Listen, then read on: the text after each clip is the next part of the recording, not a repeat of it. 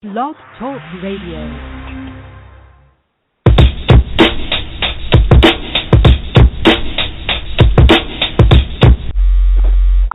Please take all the necessary precautions to protect your Constitution while listening to this broadcast. 3, 2, 1. Coming to you live via the internet. It's time for Rage Against the Regime. Let's get ready to rumble!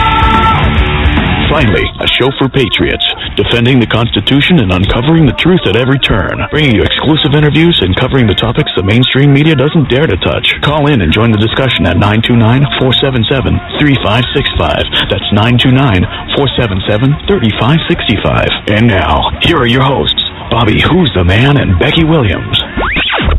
Rage Against the Regime. I'm the man, I'm the man, I'm the man. Yes, I am, yes, I am, yes, I am. I'm the man, I'm the man, I'm the man.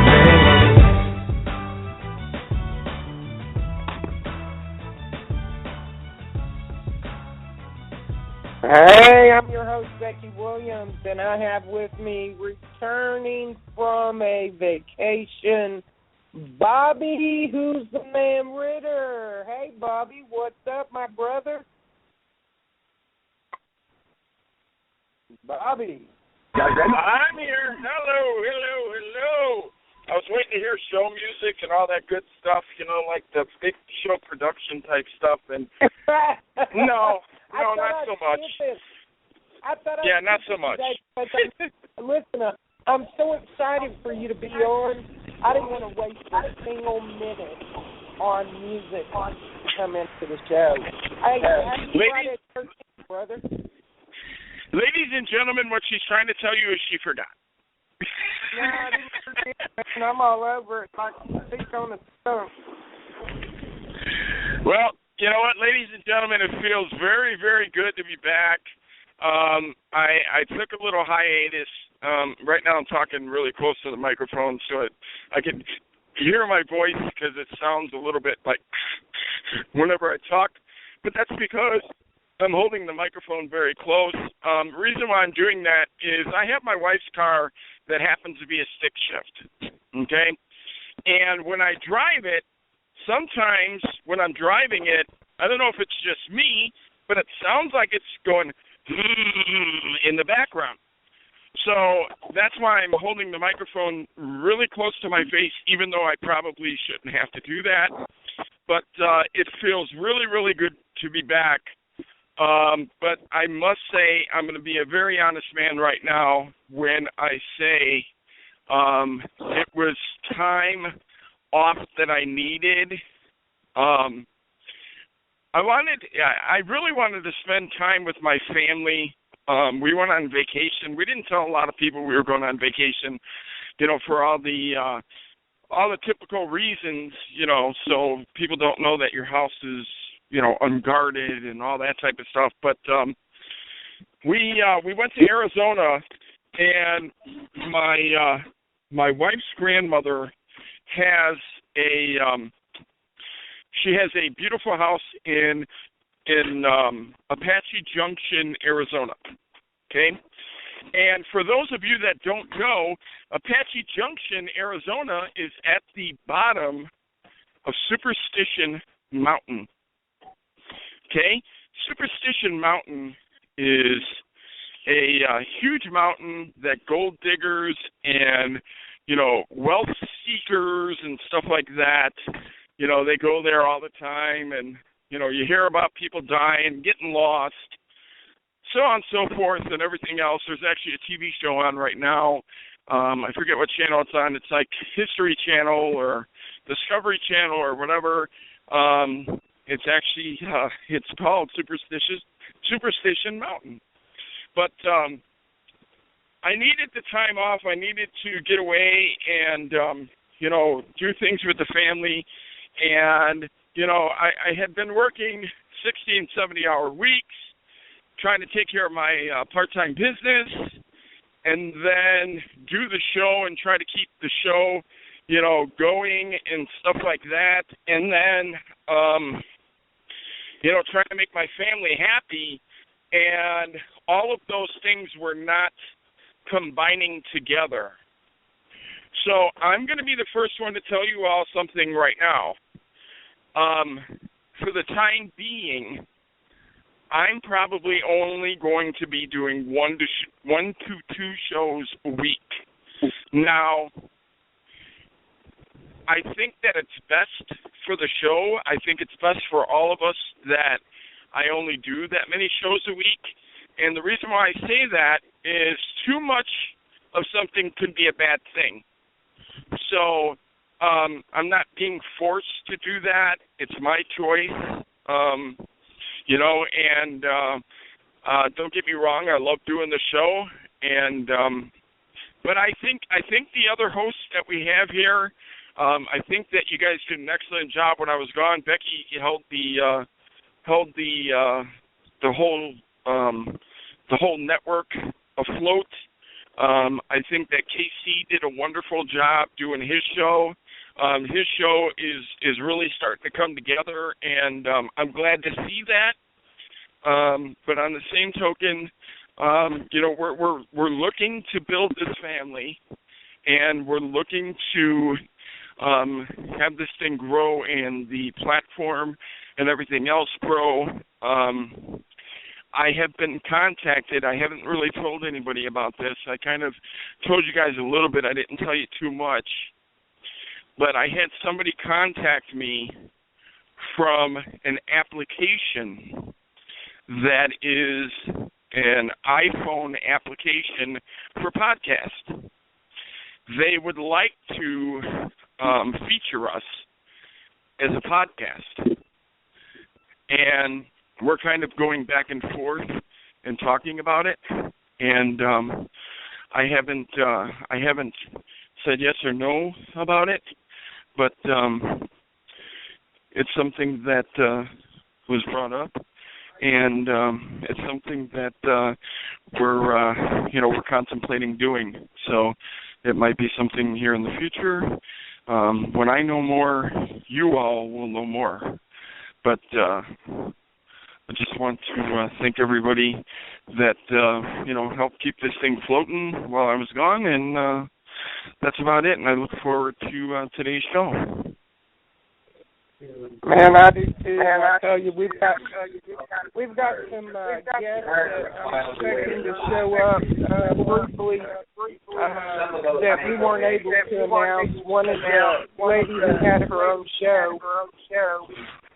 Oh, I see NSA is doing this. I've got an echo in the background. So, Bobby, what I'm going to do, that's Let me mute myself and see if it's me. All right. Yeah, let me see if it's me, because it very well could be. Okay. Yeah, I think your phone was picking me up and dumping me. We have some people who I'm expecting to pop in and say hi. We've got some very exciting, wow. We've got some very exciting news to give out today. I've got two guests that are going to join us next Wednesday at 7 p.m. One gentleman would be, I'm sure you've seen a video of Mike Morrison, the gentleman who posted the video back in the summer where at the Social Security office in Tennessee, and a bus full of foreign invaders showed up to get their goodies and from the government, and were being issued their Mexican passports in the USA. So Mike Morrison and Doug Douglas, who reported the stolen plates on the buses coming out of Mexico, full of foreign invaders with fake MOS numbers on the side of the bus. They both will be joining us next Wednesday at 7 p.m. on Rage Against the Regime. I'm extremely excited about that. Roxy Lady reached out to me, Bill Bohart's girl, reached out to me and said that Alex Jones had rebuked the story, and he was not interested in putting Doug on concerning the buses or Mike, that he just didn't have time for that. So, hey, InfoWars, thanks a lot for that, brother. You know, you're a moron, Alex Jones. But anyway, she reached out to me, and this is what she said. She said that they could not give these guys the exposure that they needed. Alex Jones had turned them down, and we were next choice. So that speaks volumes, Bobby. That speaks volumes about Roxy's and other Patriots' confidence in Rage Against the Regime and the audience that we reach. Dead air, Bob. It's your turn, brother. No, I'm here. No, I'm here. I'm listening. I'm just letting you talk because I didn't want it to echo. Yeah. Go ahead, brother. So, that speaks volumes, Bobby. The others in the community have really gained respect for us through our efforts of providing correct and accurate information to the public on Rage Against the Regime, and they know that we can reach the masses. And that means that everything that you just spoke about, the efforts that you've put in and the discomfort it's caused for you and your family, and all the hard labor that you've put into this show, God bless you, brother. It's paying off.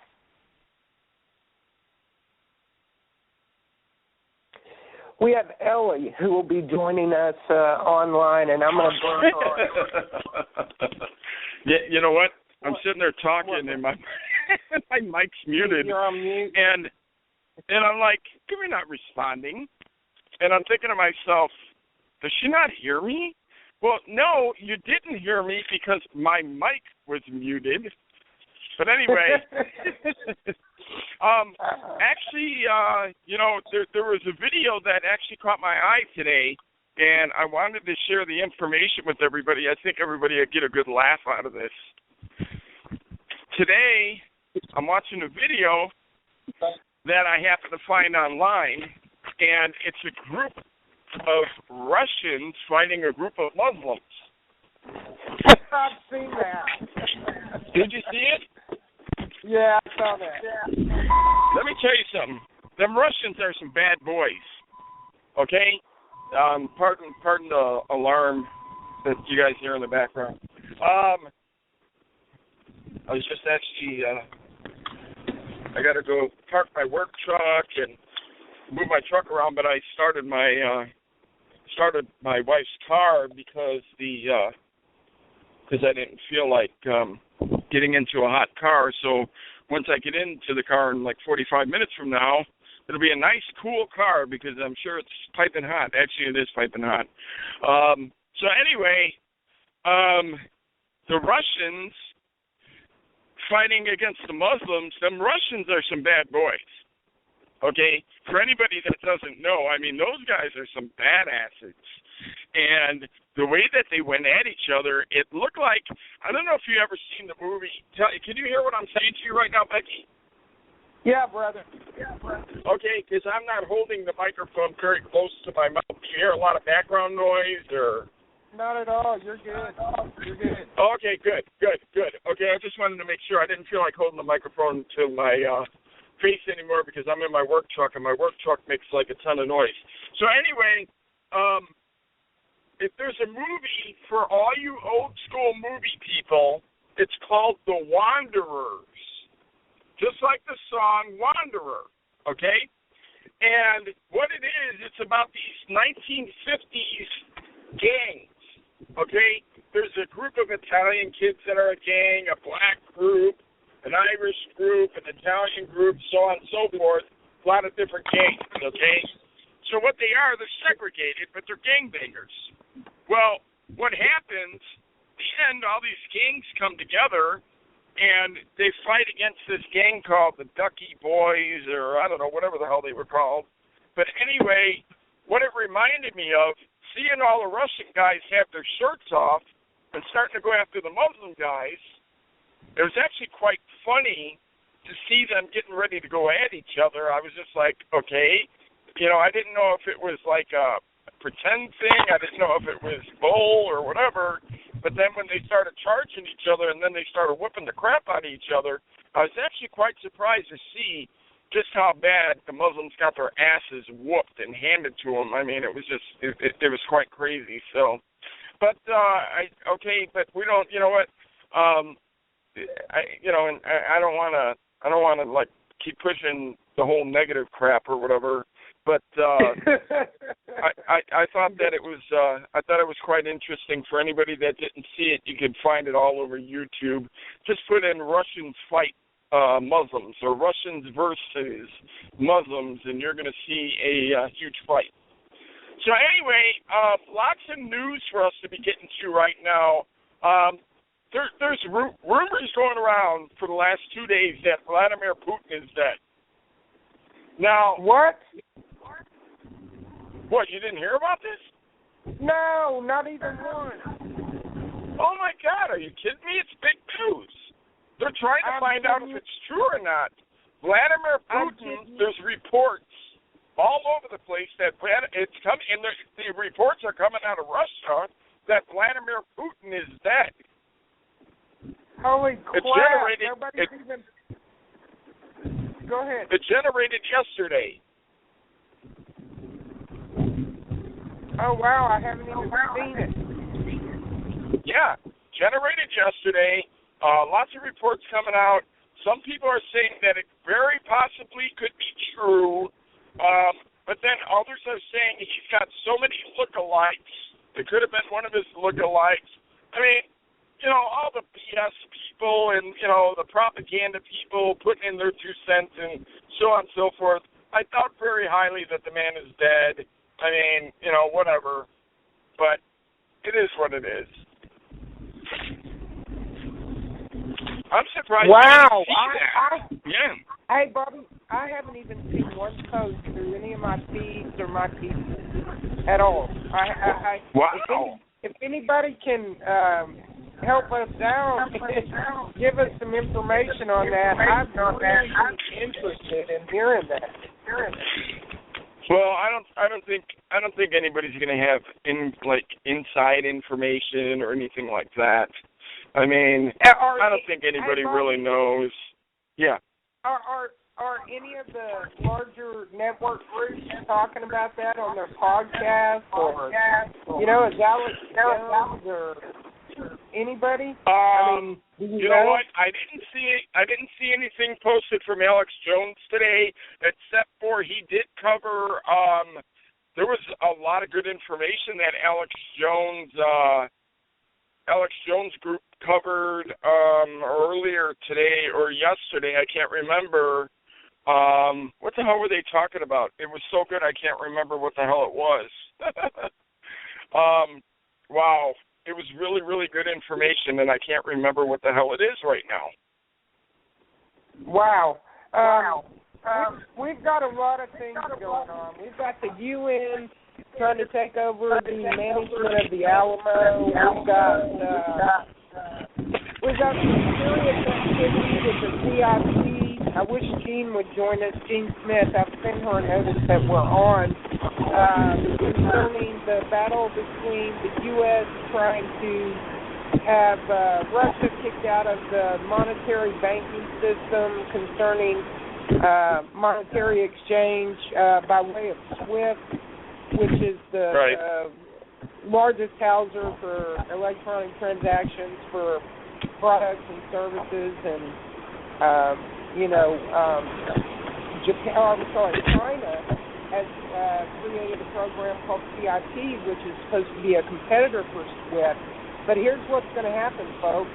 The board decided not to kick Russia out and to give Russia a seat on SWIFT. Now, Russia and China are working together on the CIP project, which will be a competitor of SWIFT, and by undermining them and charging less for those transactions, there's about 12 billion transactions, if I'm not mistaken, SWIFT processes daily, globally. CIP is going to come in and take a large part of that business away from them. But what that's going to do, folks, is it's going to devaluate even further the U.S. dollar. Currency across the board that had been doing major exchanges with SWIFT are going to have a huge negative impact on their currencies in their countries. And Russia and China have positioned themselves as allies to move into basically crippling the cabal, if you will. So don't be surprised if in the next 60 to 90 days, once that is launched, if we don't see a complete collapse of currency across the globe, including America.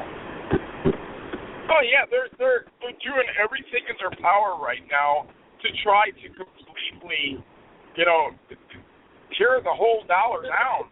I mean, and not just Russia and China, but I mean other countries are involved in it. I'm sure France is going to be part of it eventually. I would imagine anywhere in Europe is probably going to have anything to do with it. The whole Middle East. In China, all the money that we send to China for the products that we purchase from them, and all the things that they have here in the United States, it doesn't make any sense to me why China would have anything to do with that right now, especially as much money as we owe them. But then again, I see how they would want to cripple us and then just be able to come in and and try to take hold. So, it's scary, folks. It's very scary because if you think about that, look, we talk about it all the time. The United States owes China so much money. It's sickening. Okay, we owe them. What is it? It's like trillions, isn't it? Well, let's say we owe them, but actually what we found out the government has been doing is giving them American land and industry. So in exchange, effectively, we really have no debt to China. That has been part of the big lie that the government has tried to impose on the people. This deflated cost of debt that we have, national debt, that they keep trying to blow up our ass, which is just incredibly insane what they've done. First of all, concerning the debt and the amount of money that's owed, that number, oddly enough, in the worst economy in history, the worst economy in the history of this country since the Depression that they keep trying to lie to us about, supposedly Obama has only increased the national debt by less than $1 trillion. Excuse me. It's been at 17.3 for the past 4 years. That's a friggin' lie. That's a lie. It's one of the biggest lies they've ever told. And they're giving our property and our industry away. When they came in and took GM and bailed them out, they committed crime by taking over the government over private industry. And then they hoarded out to China and built 7. Closed plants here, built 7 plants over in China as part of the exchange for debt. I mean, it's incredible, the lies that are being told. But they've been bucking up against Russia. China's been relatively quiet. Really, they have, concerning everything for the last 3 years. But they've been gearing themselves up. They have been showing force in several manners, right down to buzzing one of our ships, armed aircraft, buzzing one of our naval ships, which is actually a declaration of war. That's what that was. America didn't respond, of course, and they've aligned themselves with the likes of, the little boy over in North Korea, Chubby Spanky.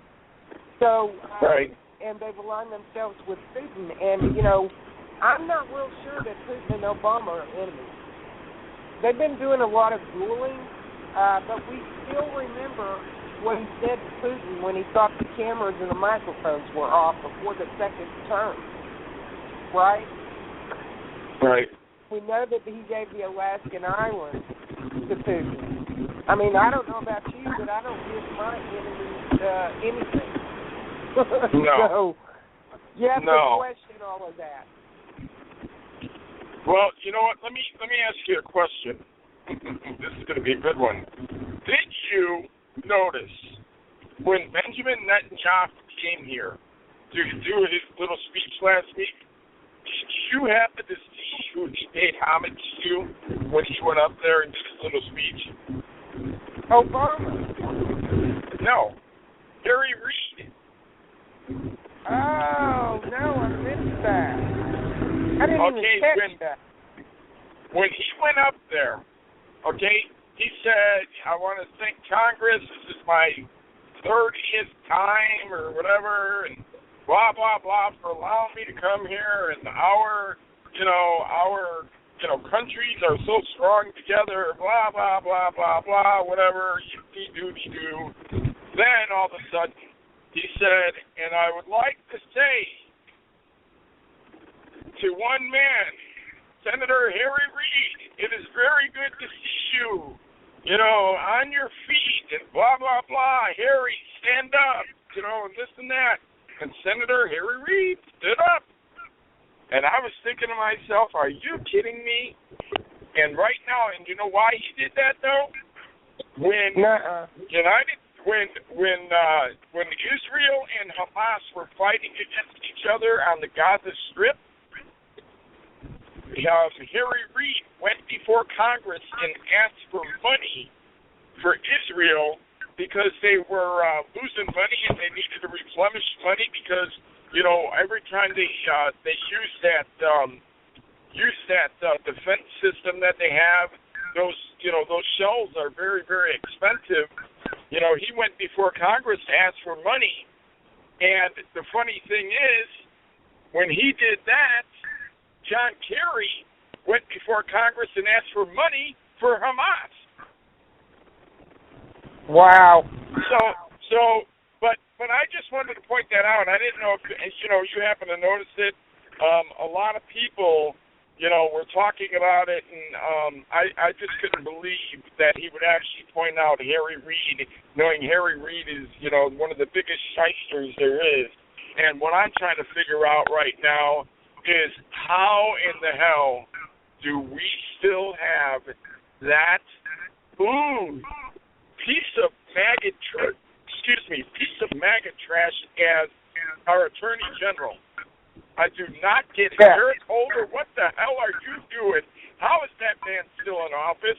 He said that he's going to dismantle the whole Ferguson Police Department. Are you kidding me? 2 officers just got killed there the other day. They got shot. 2 officers. Boom, boom. Got shot. And Harry Reid goes on TV. Not Harry Reid, I'm sorry. Eric Holder. Yeah, Eric Holder goes on TV right after the 2 police officers get shot. And he starts talking crap about the police officers there. And somebody asked him, hey, what's going to happen, this and that, are you going to do away with the police department? He said, if I have to, I will. What the hell? Well, they're out of control, and any time the Department of Justice, his position is over law enforcement across the board, is attacking those departments to further propagate hatred. And hold on, we've got Scott Borello. I'm going to time in. Okay.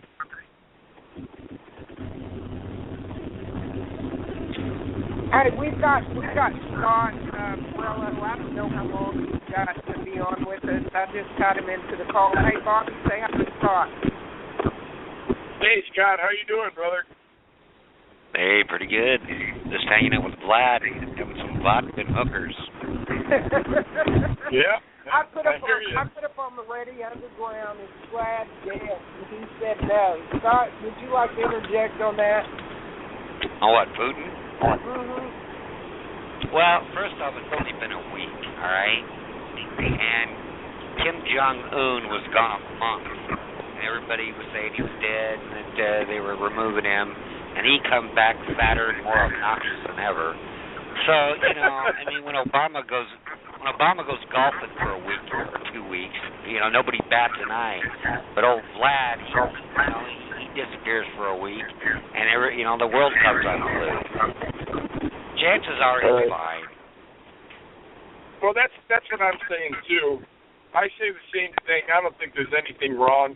I think somebody started a really, really bad rumor, and for who knows whatever reason. And did you say that you're celebrating St. Patrick's Day? Because if I remember right, you're Italian, sir. What the hell are you doing celebrating an Irish holiday? Yeah, I don't drink anymore. That was amateur night anyway. Yeah, me neither. I mean, I've been straight now for 12 years, but no booze. Congratulations. Well, you know what? Well, I got Congratulations. tired of waking I up got in you jail. beat by 8. I got you beat by 8 years, but congratulations. I haven't drinking 20 plus years myself. Wow, that's great. I haven't had a single drink since last night. I had a glass of wine. Well, I was just gonna say. Well, some people can handle it, Yeah. Some people wake up in the middle of, a ghetto with a shotgun and smoke coming out of it and don't know how it happened. Yeah. My godson pulled one of those on Tuesday. Spring break, 15 years old.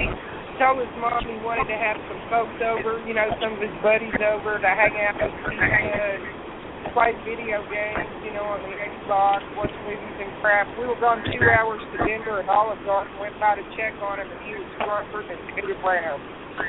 One of the boys brought a bottle of brandy over and locos over, and my 6'3" godson felt like Godzilla and punched a hole in a cabinet, and he threw up all over the place, and so we shaved part of his head while he was passed out, so he won't go out of the house. I'm not going to have his hair fixed. He's half Afro-American, so he's got a pretty screwed up do. He's real vain, too, so he won't go out of the house until I get his hair done. I'm not going to get his hair fixed until Sunday evening, so that I don't have to worry about him leaving the house. His mama took his toys away from him and his phone. But, yeah, he thought he was Godzilla when he got drunk. He just started punching holes and crap. 15. It happened. Well, did you hear about that new drug they have now? Yeah, they I saw have that. powdered alcohol? Yeah, how stupid is that? Oh, man, I tell you, I can see Charlie Sheen now, put me down for an 8-ball, he's gonna be snorting that shit like he's going out of style. Yeah, and be dying. What are you guys talking about? What new drug?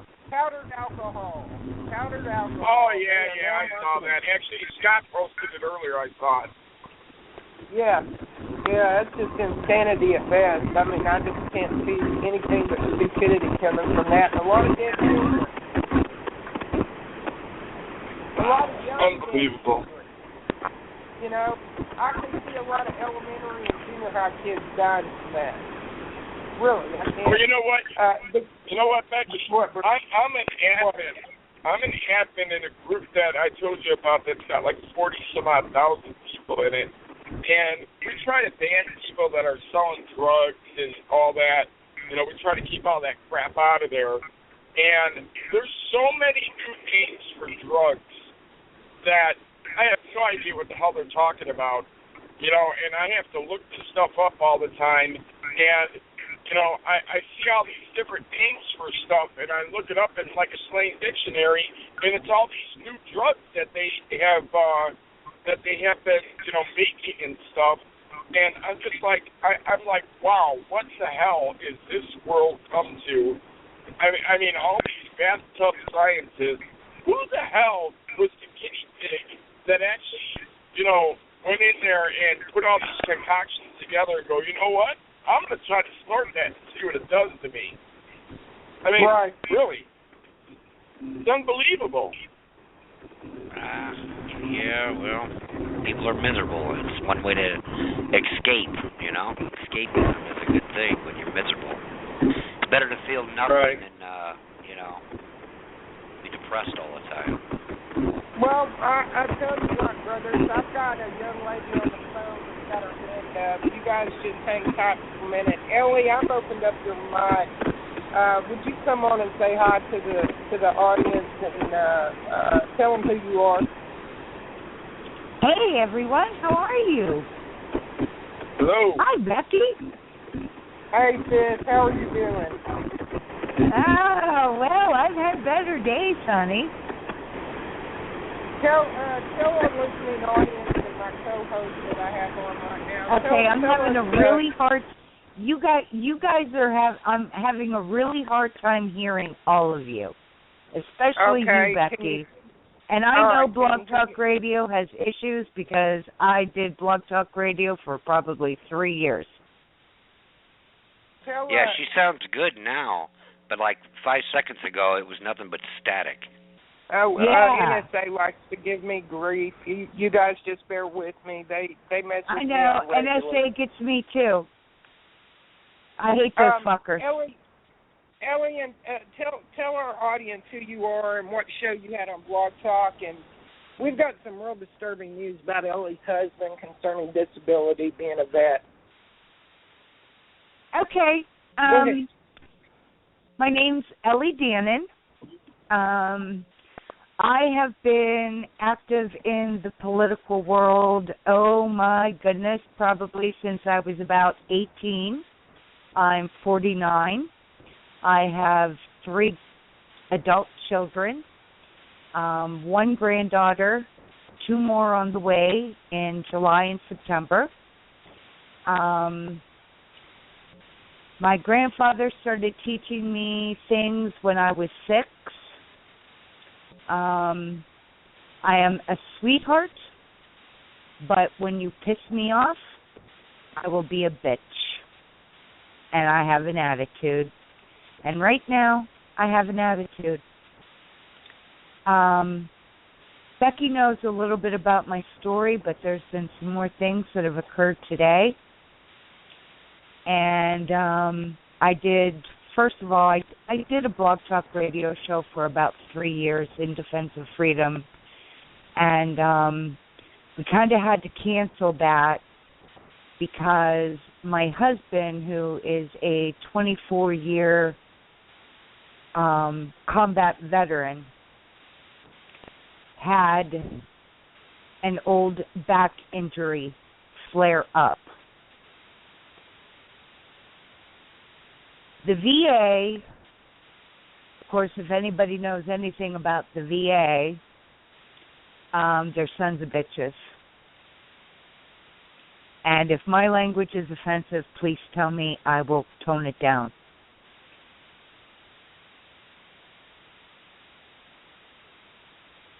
The VA, because... Yeah, no, we're rated R. Go ahead. We're rated R, so go okay, ahead. Awesome. The VA, he was in so much pain, he couldn't walk. He was in a walker, using a cane, pushing him through a wheelchair.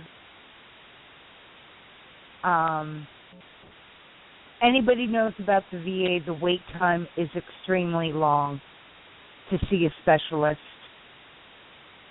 So while he was waiting to see a neurologist, an orthopedic surgeon, and the pain clinic, they loaded my husband up with morphine, 260 Oxycontins a month, Percocet, Vicodin. It'll be 1 year tomorrow where he was in so much pain in the middle of the night. And, of course, I was used to him moaning and groaning and getting up because of his back pain. You know, I really didn't think much of it. Went back at 9 a.m. to wake him up to give him his meds. He was barely conscious. Called the VA. They told me to call 911. Called 911. Got him to the emergency room down here in Pittsburgh at the Pittsburgh VA in Oakland. His colon perforated. He was on life support. Extremely septic. Wasn't supposed to live. His son was called in from Japan. We were homeless. We had no place to go. This is a man who makes lots of money. Very humble. We had nowhere to go. Veterans Leadership Program in Pittsburgh put us in a housing program. They wanted to put us in Section 8. No, that wasn't going to happen. My husband deserved better. I can't even tell you how many congressional inquiries through Senator Casey's office, Toomey's office, and our local representative here in Pittsburgh, Mike Doyle. We have a lovely, lovely apartment. My husband went back to work in November. He's very, very specialized in what he does. He builds helicopters. He's an inspector. Hired full-time. So, we needed to purchase a new car. And this is just what came up today. We purchased this car, and because my husband's credit was trashed, because of well over a year out of work, we went to Elite Auto Motors in Unionville, Pennsylvania. They got us a loan.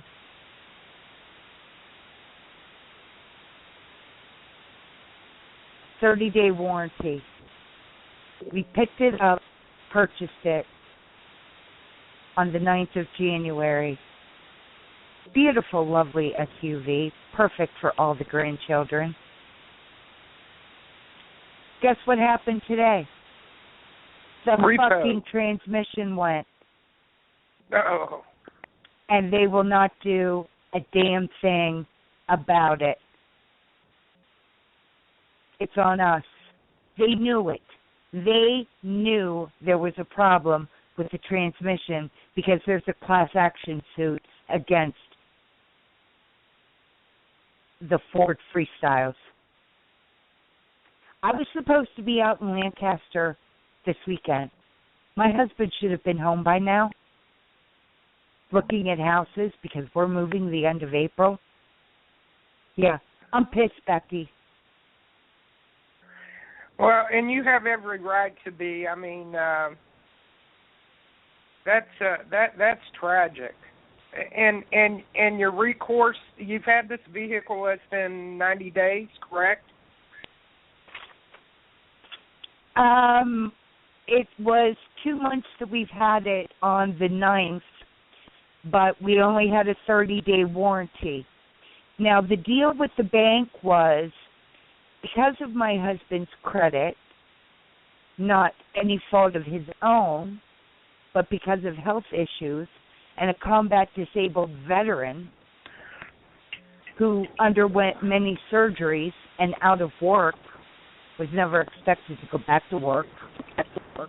What, you're telling me that they don't have any special programs like they offer the Muslims and the foreign invaders for a car? Oh, fuck no, Becky. Are you kidding me? I'm being facetious, you know. Veterans are treated like shit, and these goddamn fucking Muslims are treated like gold.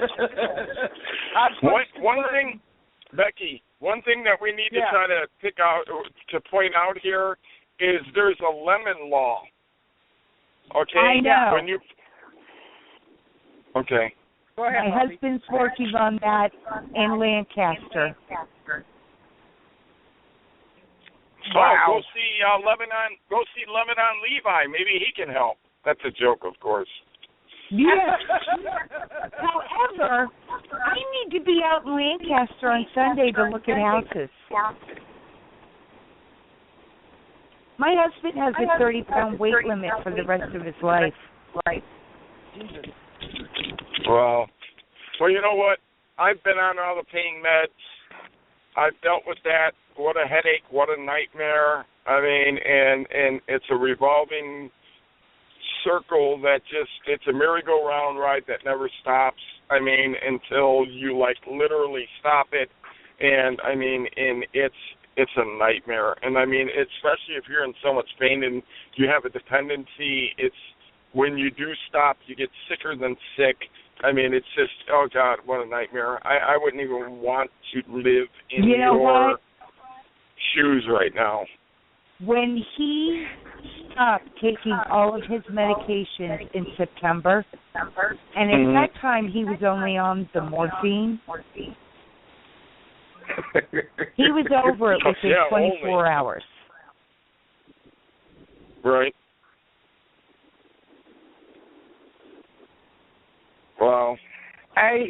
Well, you know, Rudy just brought up, he just messaged me. He's listening in. Rudy brought up a good point. There's no limitation on fraud. Is this a used dealership that you went to? Obviously.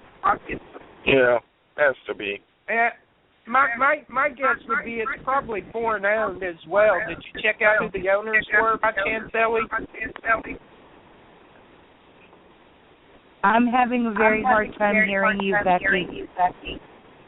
Oh, wow, and I'm even on headphones now. I said... yeah, I hear you fine, Becky. Okay, I said that dealership was most likely owned by a foreigner. Have you looked up the ownership of that dealership? Have you asked? No, it's a used car dealership.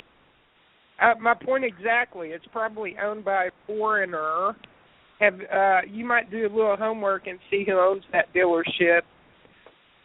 Just out of curiosity, I'd love to know.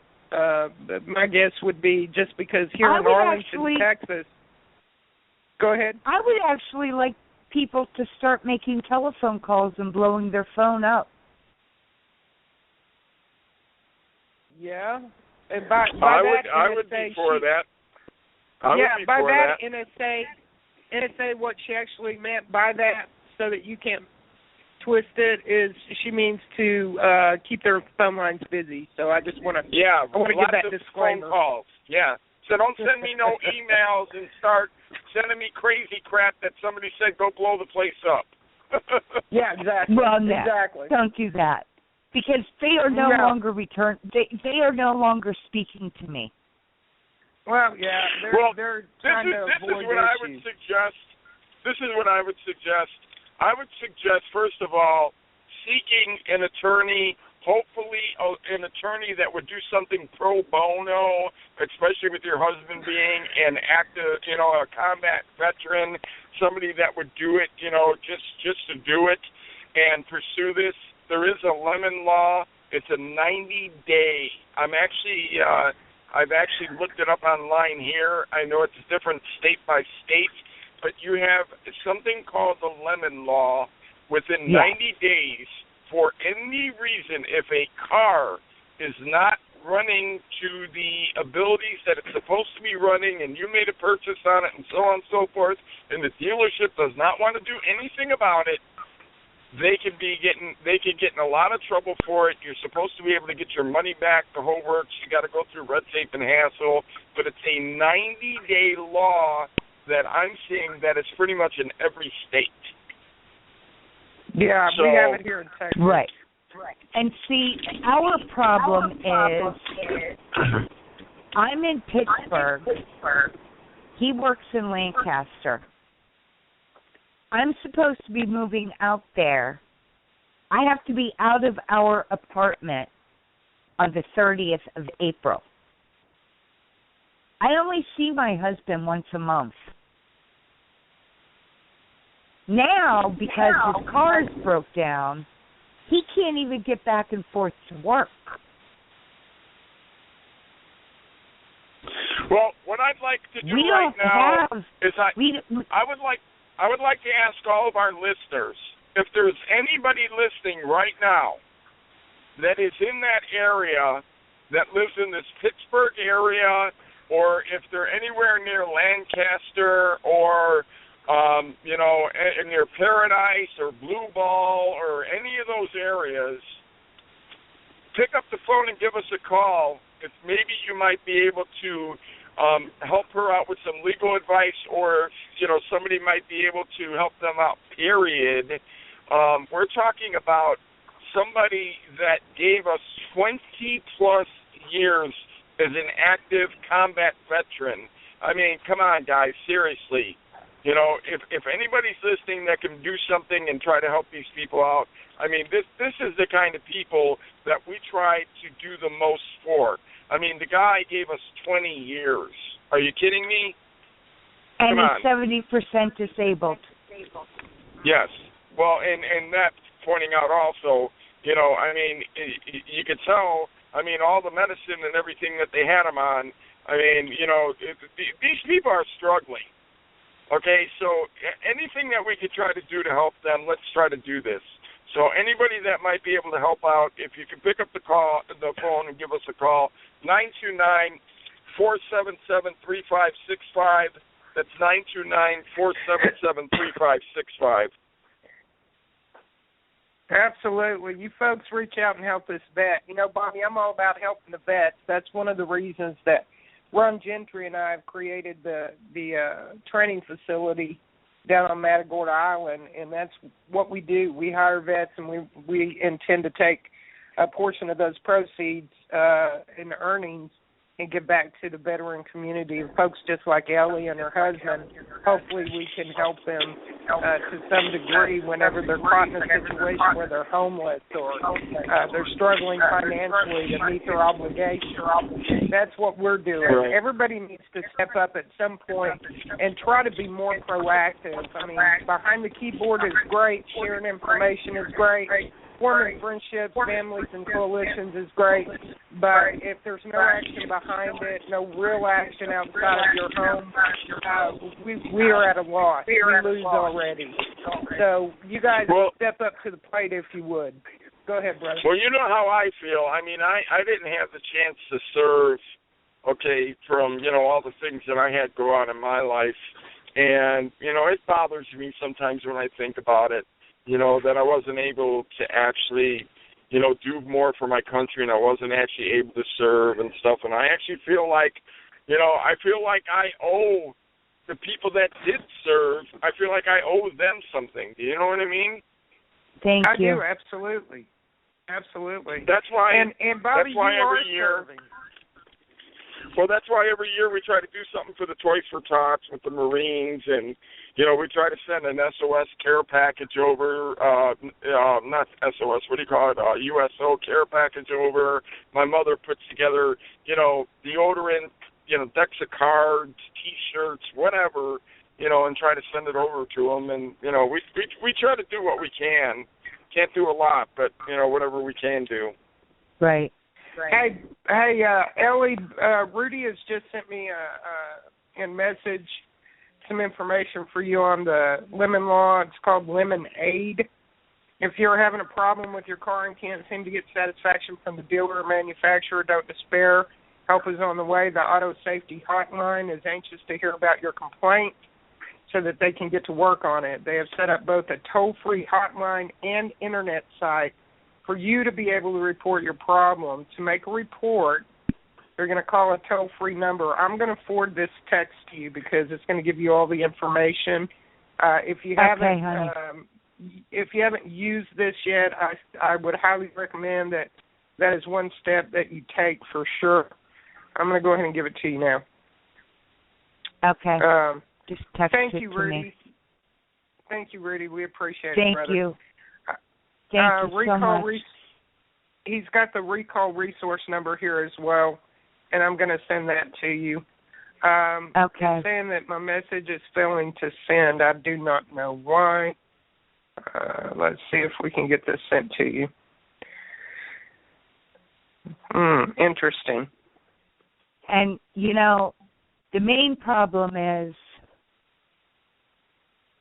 and of course, I just paid all my bills this morning. We have nothing left. And I need to be out in Lancaster Sunday afternoon. And I have no way to get there. If there's anybody in the Philadelphia area that is in earshot of this, Sunday would be a great time for you to step up if you have some free time and take Miss Ellie and her husband out so that they can my meet their husband's commitment. already there. Okay. So my that Ellie husband's can in join her Lancaster. husband. He was coming home tonight to get me to the grocery store, to get some things done that we needed to do here, and then head out to Lancaster for the week so we could look at houses. All right. Well, with any hope at all, sister, we'll be able to get some patriots in your area to step up. I highly recommend also that you reach out to the local VFWs in your area. There are brothers and sisters there that are organized to help one another. I would, again, it's just a thought. I know here in the local area, the VFWs that I'm associated with and that I ride with, we all help each other, and I'm not a veteran, but I support the VFWs, and therefore, by proxy, I'm a family member, so to speak. They welcome me. Hey, Becky, somebody just sent me information saying contact Wounded Warrior in your area. That she should contact Wounded Warrior in her area, and that Wounded Warrior will give her funds to try to help out with the process. Oh, fantastic. Good news. I appreciate that help to the listener out there that sent that. Ellie, God bless you. I want to thank you for coming on to the show and sharing your story with us, hon. We'll do everything that we can to try to reach the listeners and see what we can do to initiate a little bit of action from folks in your area. God bless you and your husband. You've got my home phone number. Why don't you give me a shout-out tomorrow? I'm going to do a show between 2 o'clock and 4 o'clock with Sunette Bridges tomorrow, but I'll be free and available for your phone call after, say, 4:30. Give me a shout and let me know if you've had any results out of the information we've given you. Please. And Becky, because I am so stressed out and I have a panic disorder. Yes, ma'am. If you could send me as much information as possible on Facebook, any of you. Sure. Ellie, listeners, give them your last name. Dannon, Dannan. And you can feel free to post my Facebook page in your chat room. I can't log on because I can't remember the password to my Blog Talk Radio show. Wow. Okay. All right, sis. We'll do it. I'll direct folks to you. For all you listeners out there, it's Ellie, Ellie, Dannan, Dannan. What does your profile picture look like, Ellie, so that they know which one you are? Actually, it's under Ellen Miriam Dannon. Okay. My profile picture is me standing on my family farm with my hand on my hip, a coffee cup in one hand, and my 9mm on my hip. And I'm wearing a black tank top, jeans, and my husband's Army hat. Okay, Ellie. Well, once again, I'd like to thank you for coming on the show and sharing your story with us. Unfortunately, we're seeing across the board in America the abuse of and neglect of our military veterans. And at some point, we have to stand up. Yeah, we're going to have to stand up and stop the madness. So, Ellie, thank you for being a patriot. This is my whole goal. All Becky, right, sis. I love you. Thanks, sis. I love you, too. I'll talk to you all soon. Anytime. All right. Bye-bye. You have a blessed day, hon. Bye-bye. You too. Bye-bye. Wow, Scott, that was crazy, wasn't it? Well, it's the VA. I mean, my dad was a World War II vet, but he got his own health insurance. He went somewhere else because we went there a couple of times and it was like a leper colony, Yeah. And when you have a government like this, servicemen, anybody in the military, you're all second-class citizens now. If you're an illegal alien, communist, you top of the line. You're treated like royalty. Everything's upside down. Yeah, that is a fact. There are a couple other things that are going on as well. We've just received today some information that is highly disturbing to me personally. The CPS and the government has now decided that they're going to use our little foster children that they have kidnapped illegally to test pesticides on. And this is approved by the FDA. Is that what? not? Yeah, is that not just insanity? I mean, again, I wish Gene would come on the line. Yeah. First of all, they kidnap them for sexual trading, and all that crap. And then, oh my God, it just pisses me off. This government. Oh, I'm gonna take a deep breath right now because I'm about to lose it. EPA was doing that, 10 years ago. I mean, for years, for decades, they've been doing this. I mean, they were giving people in the military LSD and PCP when it was, just being tested on, like lab rats. Yeah, look, when they were in Vietnam, they were giving them heroin. Yeah, plus dumping Agent Orange on your head to boot. Yeah, well, absolutely. The EPA is a part of this. It says EPA to allow pesticide testing on orphans and mentally handicapped children. Did you get that? Orphans and mentally handicapped children who have nobody to stand up for them because the state is taking control of the children, and we know that the CPS organization is as thick as thieves, criminals, murderers. Children die in the hands of the people that they place them in. They're traded for and exploited sexually. Monetary funding through the courts. It's a multi-billion-dollar industry across the board. I mean, we've got to stand up for these children. Listen, these children don't have a voice. They don't have anybody to fight for them if we don't fight for them. And I'll tell you right now, I work with Mary Tyndall, who is the national director of Vocal, and a couple other folks like Matthew Virgin, who's out there pounding the pavement trying to help children in the state of California doing the same thing. But I'm going to tell you now, folks, I'm not happy about that. See, that is using them as a human guinea pig, poisoning them. It is murder. It is murder. It is crimes against humanity. And whoever came up with this needs to have about 5 minutes alone with me. That's all I need, 5 minutes. This is insanity. This is so Nazi. That ain't nothing compared to infanticide. I mean, the Democrats were actually standing up in crowded courtrooms arguing that people should have the right to kill their children up to the age of 3 years old because they're not self-aware. I kid you not. Google it. You'll get 100 articles on it. Oh, now think about God. that. Oh, Legally kill your child up to the age of 3. And you got these liberals arguing for this. Abortions. Jesus. No shit.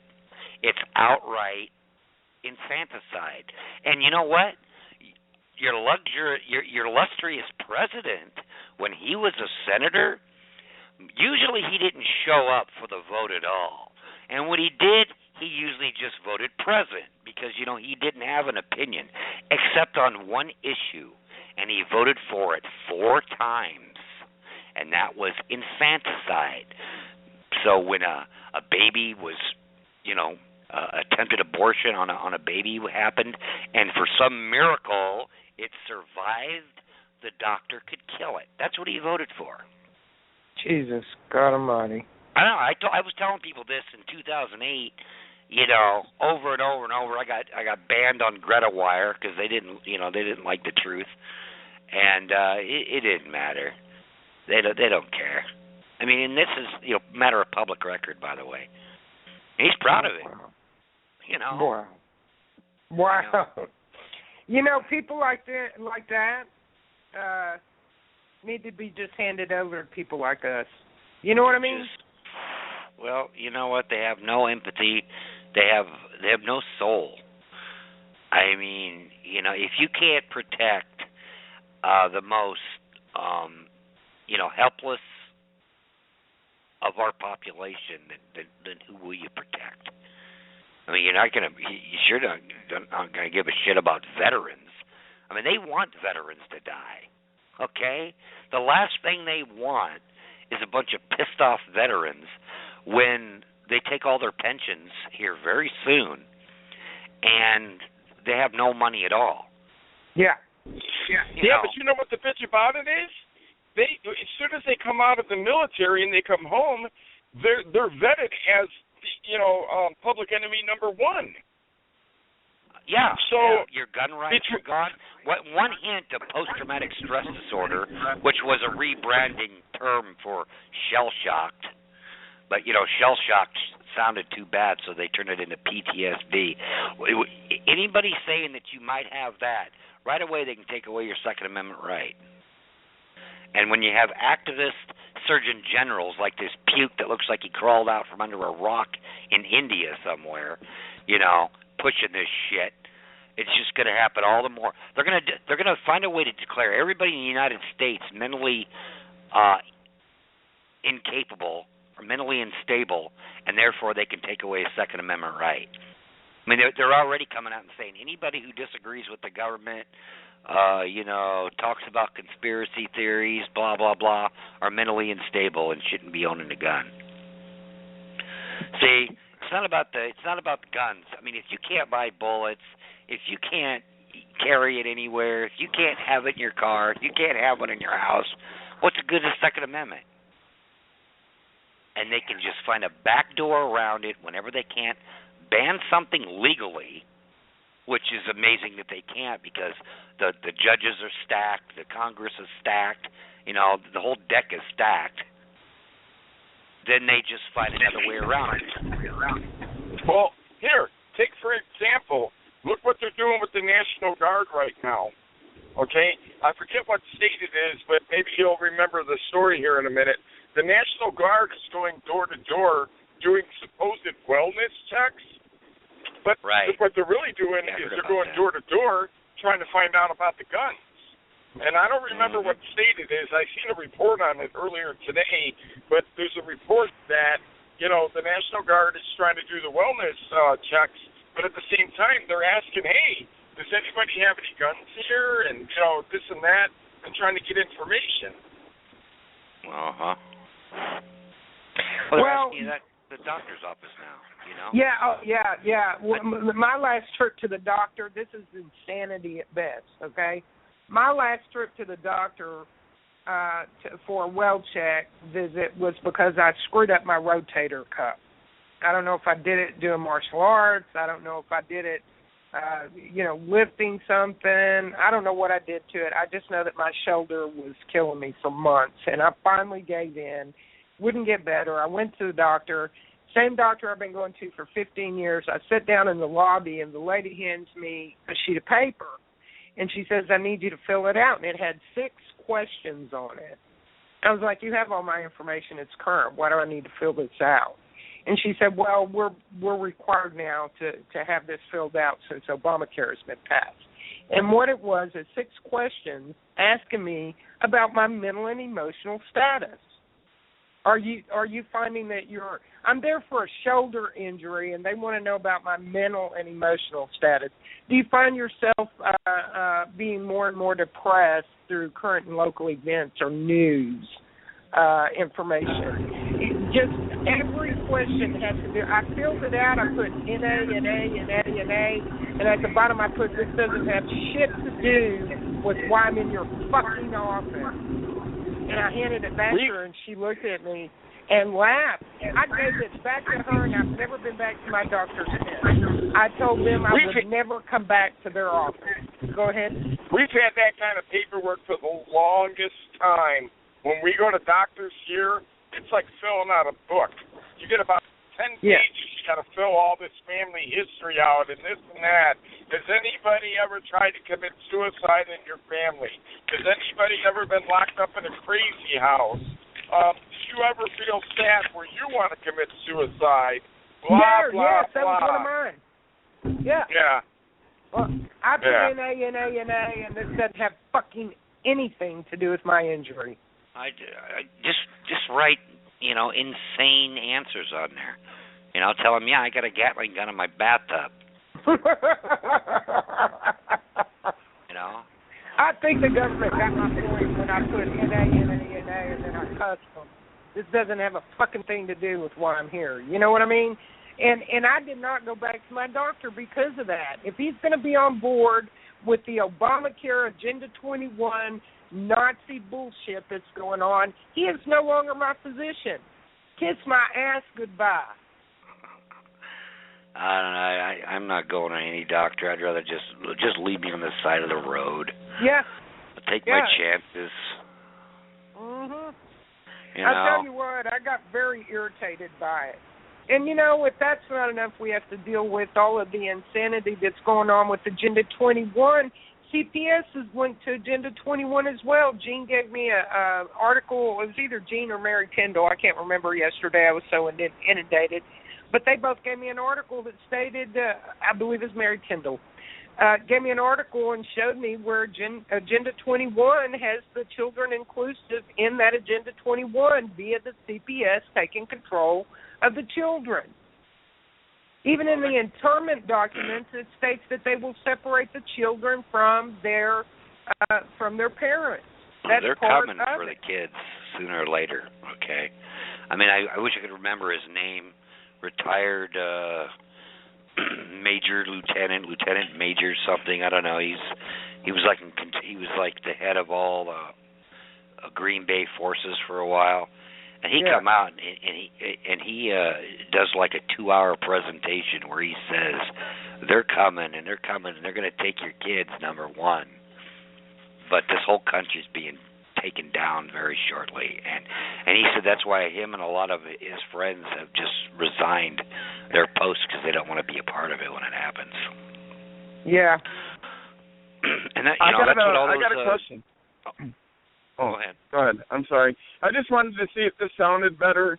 I was getting reports from home and other places that every time I unmuted to talk, and when you would talk, that it was a really, really bad echo, and, I completely took the earpiece out, so hopefully that kind of knocked off some noise, and, it doesn't sound as bad as it was sounding a minute ago. Yeah, I can hear you, and there isn't an echo now. I know when I talked, when we opened the show, all I could hear is myself talking back to me. Yeah, mostly, right. And also the more mics you have opened on Blog Talk, the worse it is.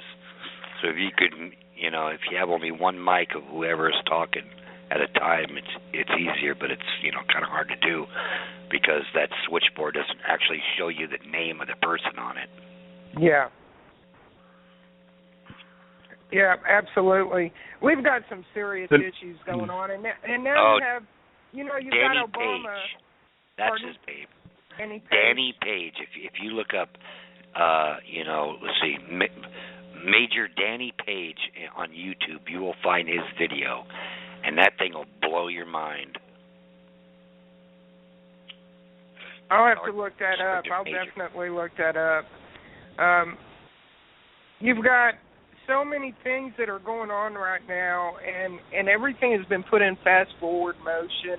You've got Obama trying to circumvent Congress concerning the Iran nuke deal. He's trying to go through the UN to get them to approve it. You've got the UN coming over here trying to gobble up even as much as the ICLEI is trying to manage the Alamo in Texas now. What the hell is that? We've had the same management group for the Alamo monument for over 100 years, and now we've got ICLEI stepping in and wanting to be a part of that management. You've got a criminal running San Antonio as the mayor. He and his mom and his brother are part of the La Raza movement. We've got Austin being taken over and Houston being taken over by the Muslims. We've got them establishing caliphate by praying and taking over our capitals across the country. We've got a Muslim mole, cockroach piece of shit that has usurped the position of POTUS, who is illegally sitting as the head of Security Council on the UN. And we've got the powers that be that have every capability to remove him, ignoring the removal. And we've got people, this is when it makes me absolutely insane. I am so sick of hearing two things. I have sworn an oath to this country to protect it against foreign and domestic, and what the hell are you doing? Shut up. If you're not going to do what you keep bragging about, then just shut the hell up. Quit making a false promise to me. You're like a bad spouse. The other thing that I hate is to hear people stand up and scream about their Second Amendment rights when they absolutely refuse to utilize the Second Amendment right as it was written in the Constitution and the very reason that it's there. Stop telling me about your Second Amendment rights if you're not going to exercise the right to use your weapon against the government that has gone rogue. Shut up. Sit your ass down and shut up. Well, Don't claim victory. Don't claim victory. Go ahead, there's brother. no freedom of speech in this country anymore. I mean, you had a group of old guys in Florida who decided to have a meeting down in a basement somewhere, and all they were doing was, it was a bitch session basically, talking about, sort of like what we are talking about tonight, except they were doing it in their basement. I mean, it's part of the First Amendment, the right to a peaceful assembly. And that's what they were doing, just peacefully assembling, all right, in somebody's basement, a lot of 70-year-old men, and they were raided. Their computers were confiscated. They were all fingerprinted and handcuffed. Wow. So. Well, and you have those no-speech zones on the friggin' corner with signs here in Texas. Let me tell you something. You got Constitution-free zones around the entire country, within 10 miles from every border. I mean, what's that? Constitution-free zones? What? Just name them tyranny zones or, communist zones. I mean, just Constitution-free shit. Yeah. Well, you know what's bugging me? What, brother? I was going to say a lot of these areas that are keep-out areas. That, here, Dearborn, Michigan. Earlier today, somebody was talking about it. Manny Vega is actually in Dearborn, Michigan right now, and there was like this big conversation going on, and they were saying that they have areas there in Dearborn, Michigan, where it's pretty much you have to keep out. And I don't remember what the name of the area is, but it's a keep out zone or whatever. I'm not using the proper terminology, but I mean, you guys, everybody listening gets, what I'm saying. In these areas that, it's pretty much Sharia law is implemented, and a regular, average, everyday, American just can't just go walking through, with your girlfriend or walk your dog or whatever without being confronted by the supposed Sharia police officers or whatever the hell they're calling it. So. And that's why people are calling it Dearborn, Michiganistan, because it's all Muslim. The cops are Muslims, everything. And they're going to do this with cities like Detroit. Well, I don't see how they can get away with having these keep-out zones. Because the public is allowing it to happen. Listen, down here in Texas, you let us find one no-go zone, you're going to find a bunch of dead-ass Muslims is what you're going to find. Well, because the minute that they try to assault you in Texas, we will blow your friggin' head off. We'll do whatever we have to do to protect our body, our person under threat. It's not going to happen in Texas and be unabated. I wouldn't say that, because I tell you what, Austin has got more liberals from California in it than California does. They all go to Austin, Texas, and this is what they do. This is how they take over individual states. They give incentives for refugees and illegal aliens to move to places like Texas or other red states, all in key areas. That's why if you look at the map of who voted for Romney and who voted for Obama, even though the elections are rigged as hell, it's still, if you see what the red to blue ratio is, it looks like Obama won with about 20% of the vote, because all the blue parts are all in the key spots that actually turn the election in the whole state one color or the other. Sure. And George Soros is a genius at this shit. Right out of the Linsky book, Community Organizing and Changing the Demographics of an Area. It's logistic warfare.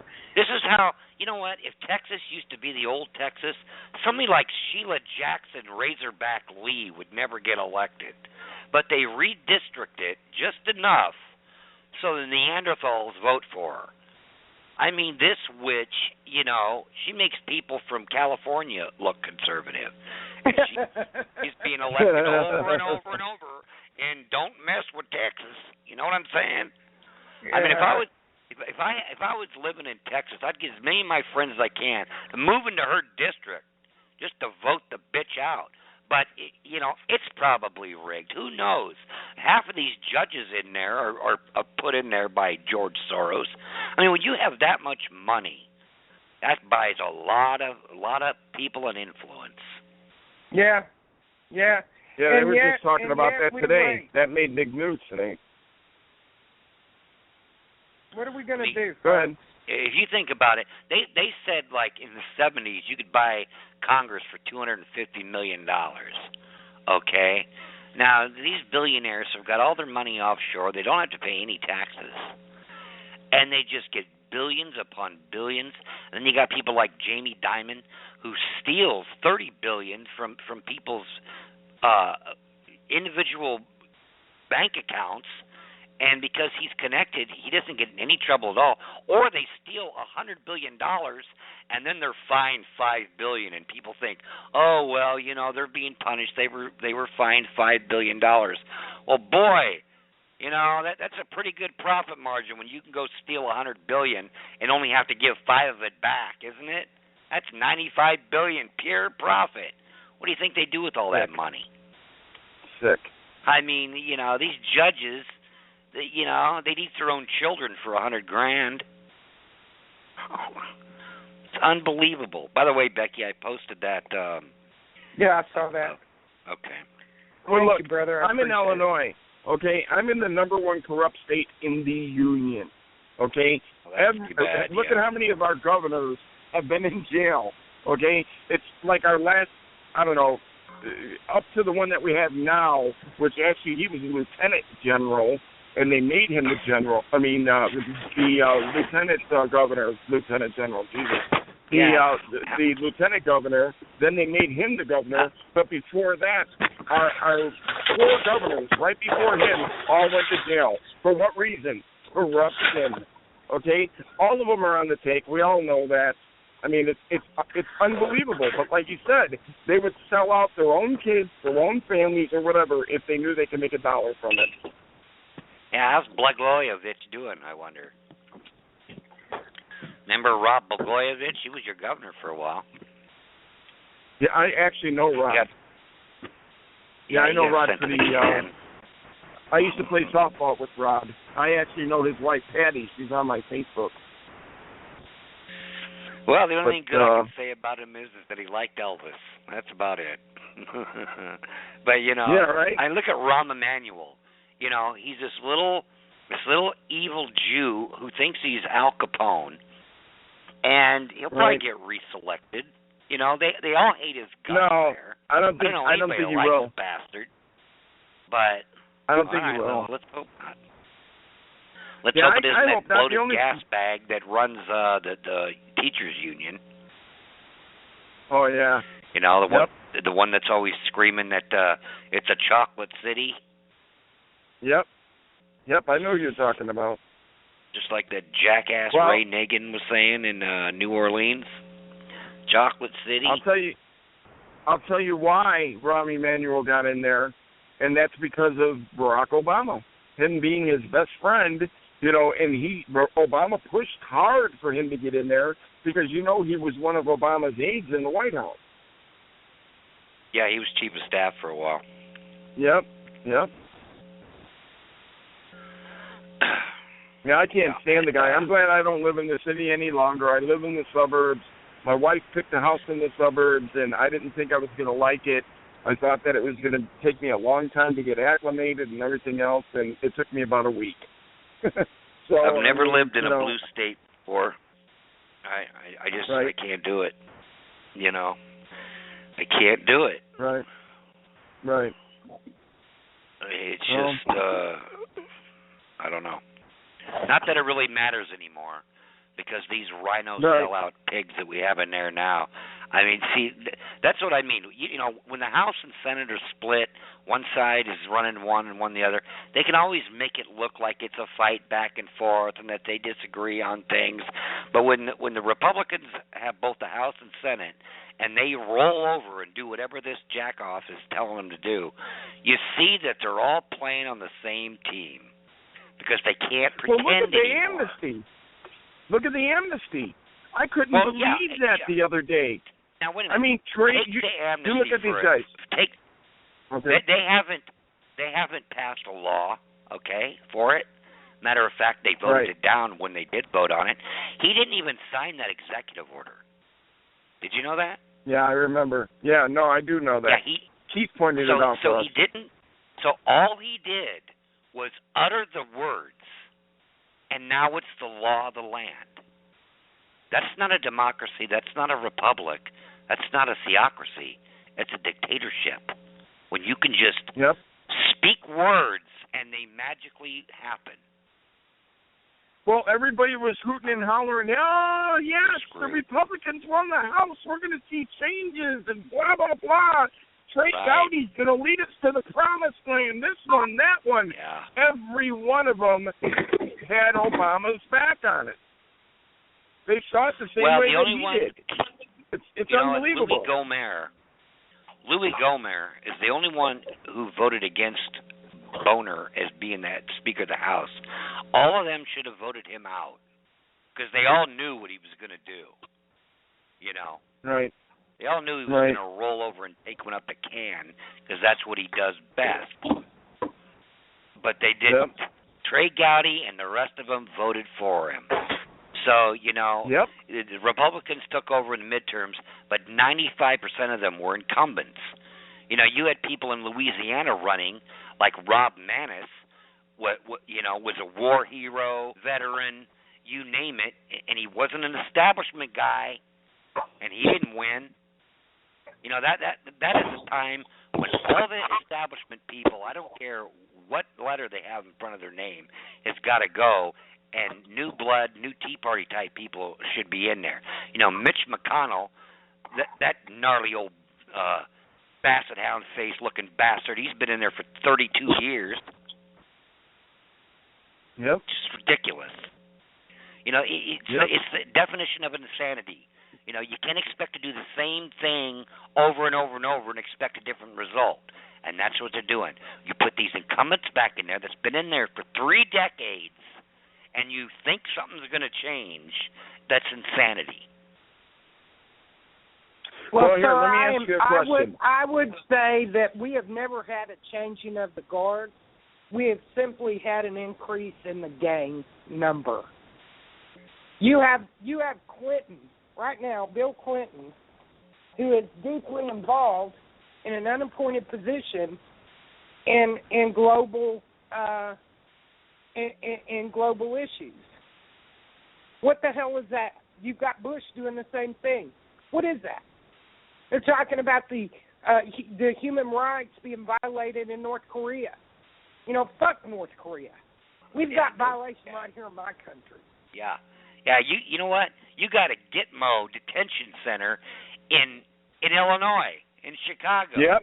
You got a place Chicago, where cops are dragging side. people off the street and throwing them in a building and torturing them. Wow. Yep. And people don't even know that they're there. They can't call for a lawyer. They cannot ask for an attorney or anything else.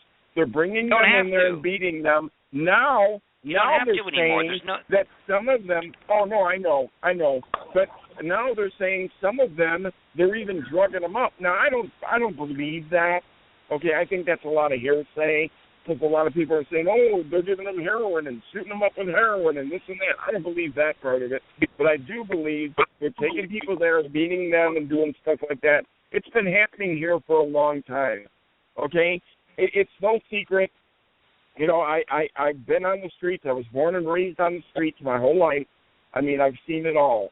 And, you know, it's no surprise that they have a center like that there because, you know, that's what they do. Chicago police are known to, you know, to take matters into their own hands. Wow. Well, they passed the and keep on passing another NDAA, so you don't have any right to an attorney. You know? No, you're right. You're absolutely right. I mean, everything Hitler did was legal, too. Don't forget that. Yeah. Okay. Yeah. Well, if you ever seen a picture of this place, Becky, by looking at it, you wouldn't even know what it is. It's an old warehouse, okay? And it's a huge building, and you don't even know what the hell it is by looking at it from the outside. Well, now you would know because every news channel, newspaper, and everything in Chicago has been over there since it's all been leaked. So, you know, I'm sure investigators, you know, all these news casts and, you know, newspapers and everything probably have people posted up over there to see if anybody's being brought in. So, you know, they can break some kind of news or whatever. Yeah, and that's one that we know about. There's probably 40 of them in every state. I believe every major city has them. I mean, you know, we're living in Soviet Union 1970. You know, that's what we are now.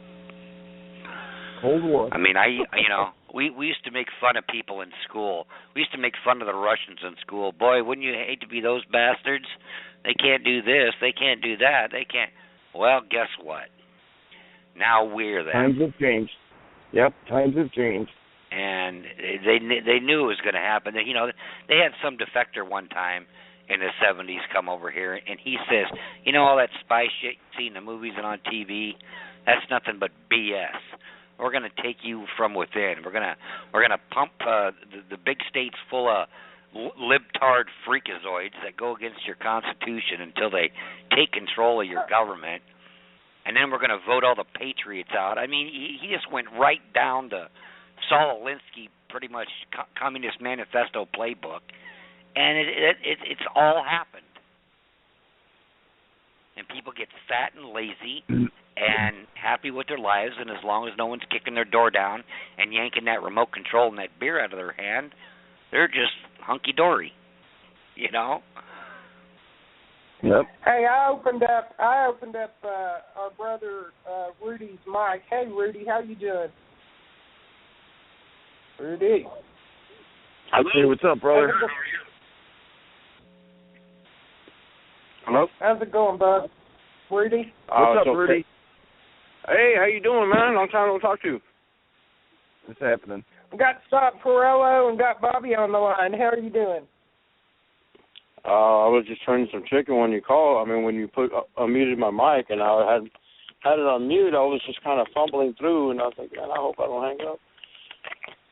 But so what's going on? Some crazy shit going on across America, and Scott and Bobby are stinging the hell out of the people with it. Gotta love it when the truth comes out, don't you? Oh, it always does. It always seems to surface, and it's not always at the right place. And I was listening to some of it, and I like it. It's pretty cool. And I was like earlier, the Harry Reid thing, playing both sides of the fence, it almost seems as if he's trying to destroy the country from within by running us into debt, seeing as we're not going to collect that money back, and also it looks like he may be just trying to be a profiteer and trying to join in with all the big dogs of the Bilderberg group and so on and so forth. But I don't know. It's just kind of me, taking a shot in the dark here. But what was that other thing y'all were talking about just now? Chicago the detention center, Chicago Detention Center. That's it's not even a detention center; it's a detainee center. Yeah, it's I read like something American about Gitmo. that. Did anybody actually verify that? I mean, I know I saw a picture of the building, and it's 100% verified. Oh, okay. Yeah, and I've been wondering about stuff like that because, I mean, you got to take it into consideration. If they're going to do something that's against the law, unconstitutional, and they're going to keep it quiet, and they're going to do this and that, and strong-arm tactics and torture methods, and you got to kind of wonder, what exactly are they doing? What exactly, from drinking water to feeding you to different stuff that to use to manipulate you, and there's always a time when you go in, and I know they might keep people separate in the beginning, but sometimes when they throw in like a dorm room or general population, they're always putting like a little rat or mole or somebody in there and tries to get you to talk, and somebody that might look like street credible, and you start talking and they get you for whatever reason. But I've kind of questioned a lot of the tactics that they use nowadays that people are just not aware of and stuff. And I also think about it, okay, how are these guys that are, I mean, people are going to be crooked regardless, that's pretty much a give me. But they obviously don't care about the people they're doing this to and taking care away their rights. But as you read the Bible, you kind of like read Romans chapter 2, verses 1 and 2, and man, okay, it's basically saying what goes around comes around. Are they not worried about it? Are they not worried about their own families? Because it seems like everybody's getting in on the same sheet of music as, quote, the elite, and nobody wants to be left behind, and everybody thinks that they're going to have all this protection or they're going to be on the right side of things and the winning side or so on and so forth. But I mean, I think it's just like, it looks more like a double-edged sword, because if it's the whole global agenda, depopulation, we've got people talking about Google.com, and then you say, okay, well, America's numbers are supposed to dwindle from 316 million to 59 million or something in 10 years, and everybody's all worried about it. And I'm like, no, that's kind of manipulative. When you look at China and Russia, and their numbers kind of seem to maintain about the same, but then they're also looking at what's kind of a loss. That's an acceptable loss, and in war, because that's what they've been brainwashing other people that we're bad and they're good, and they're going to ride in on their white horses. And then now it's depopulation. They're sending them over here to die, and we don't know that. And then you look at all the MRAPs and what's going on. It's like, dude, in the middle of everything, where did these people who've been chipping away at your rights, been doing all these unorthodox methods to the civilian population, where are they going to be hiding in all this? That's what I don't get. They're not realizing, once it comes to that, they're not going to have nobody to protect them. You're going to look to a foreign soldier to protect you? Are you fucking shitting me? Dude, That's where the term useful idiot came from. Okay? It was these people that they think that they're on the winning team because they're, coddling up to evil and helping the evil agenda. Because they think, when all's said and done, they're going to look back and see that I was a good and faithful piece of shit, just like they were. But see, that's not what happens. The useful idiots are always the first ones, on the rope and in the gas chamber. That's why they call them useful idiots, because they're dumbasses. Okay, let's. I was thinking about earlier. I wanted to speak to somebody earlier, because in war we all have numbers. We know about the numbers that anybody going in for attack is usually they'll beef up units for about 120% minimum, right? Because it's going to be an acceptable loss, this 20%, but you can still maintain your combat strength. And now I'm looking, okay, so you got all these different provinces, sectors, or how FEMA's got it broken down to 7 sections, and you got Germany, France, you got China, and you got Russia, and you got all these nations assigned different sectors. I don't think it's gonna last like they think it is, because I think in the end it's mainly gonna be China and Russia holding out to the very end. Because once we get the poop out of everybody else, they're gonna realize, hey, we can't really mess with these people.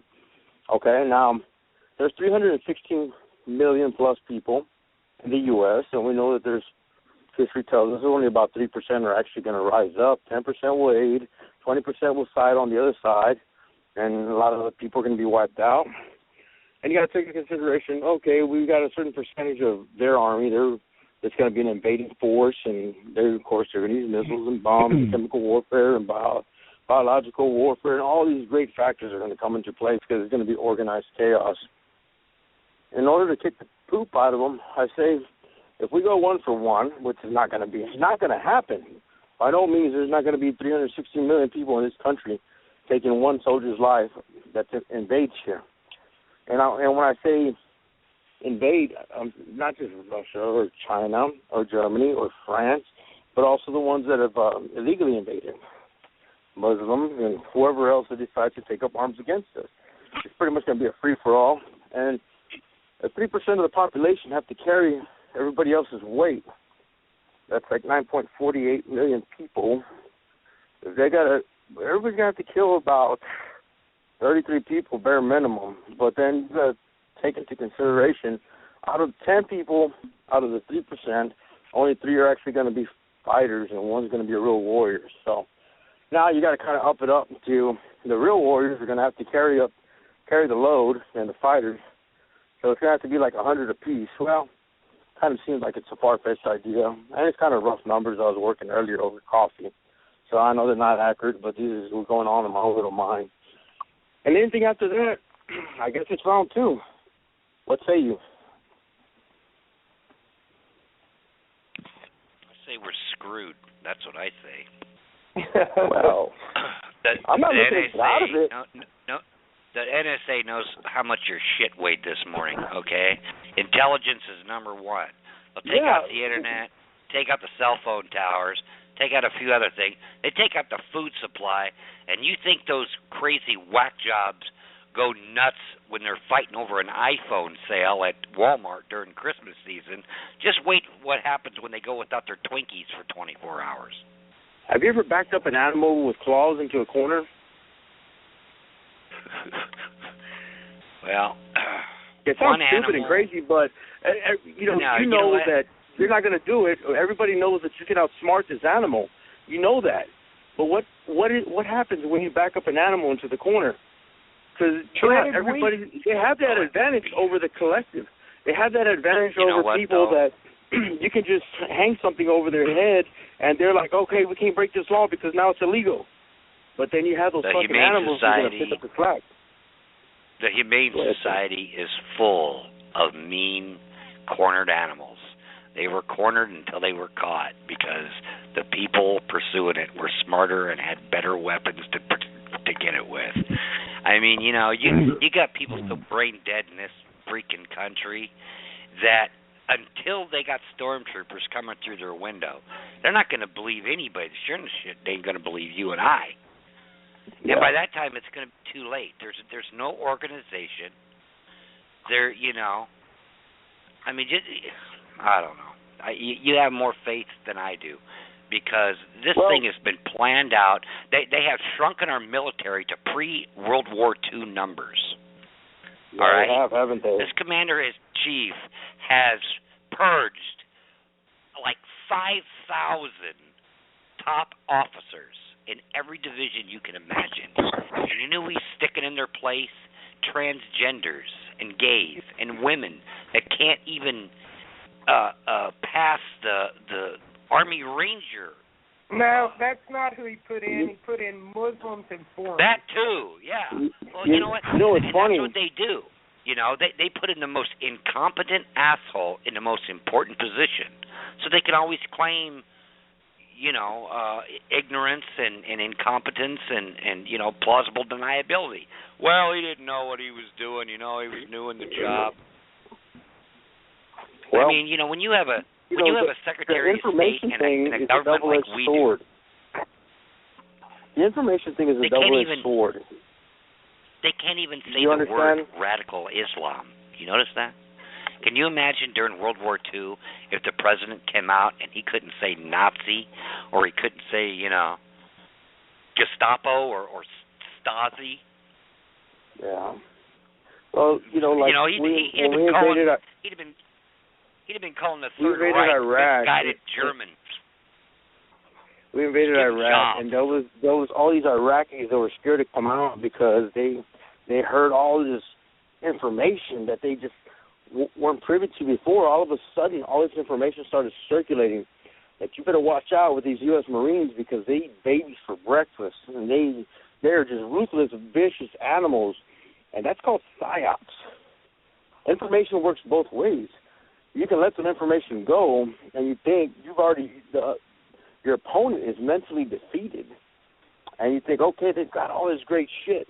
How many veterans do we have? Who's been at war longest in the world? We've been to the world's attack dog for the elite. Don't fuck with the attack dog because you can turn around and bite you in the ass. Yeah, well, guess what? There's only one attack dog left. There's no pack anymore. And you have a government. They put Chuck Hagel in there to butcher the freaking military. And everybody he's put in there since then has butchered the military down to pre-World War II. It's all going over to the United Nations. And it's all part of this one world army, one world government bullshit. So Obama has something to do with it and he's not supposed to be able to. Where are all those people at now?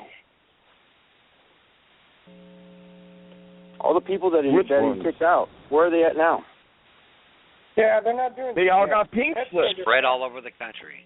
Spread out. Yeah, they all got pink slips. That is a good thing for us. We're worried about our military being spread thin, and we got removing all that leadership actually kind of brings it home. In a way, that's kind of a blessing in disguise. You got to see the silver lining and all that. We hope so. We hope so. Well, no, I'm saying we hope so because a lot of those people. That's probably why they got the pink slip, because they didn't see eye to eye with the way that the country was going, and that would be, yes, in our favor, but on the same token, I hate to say it, but a lot of those people that might have had some information or something, who knows if they're even alive anymore. Yeah. That's true.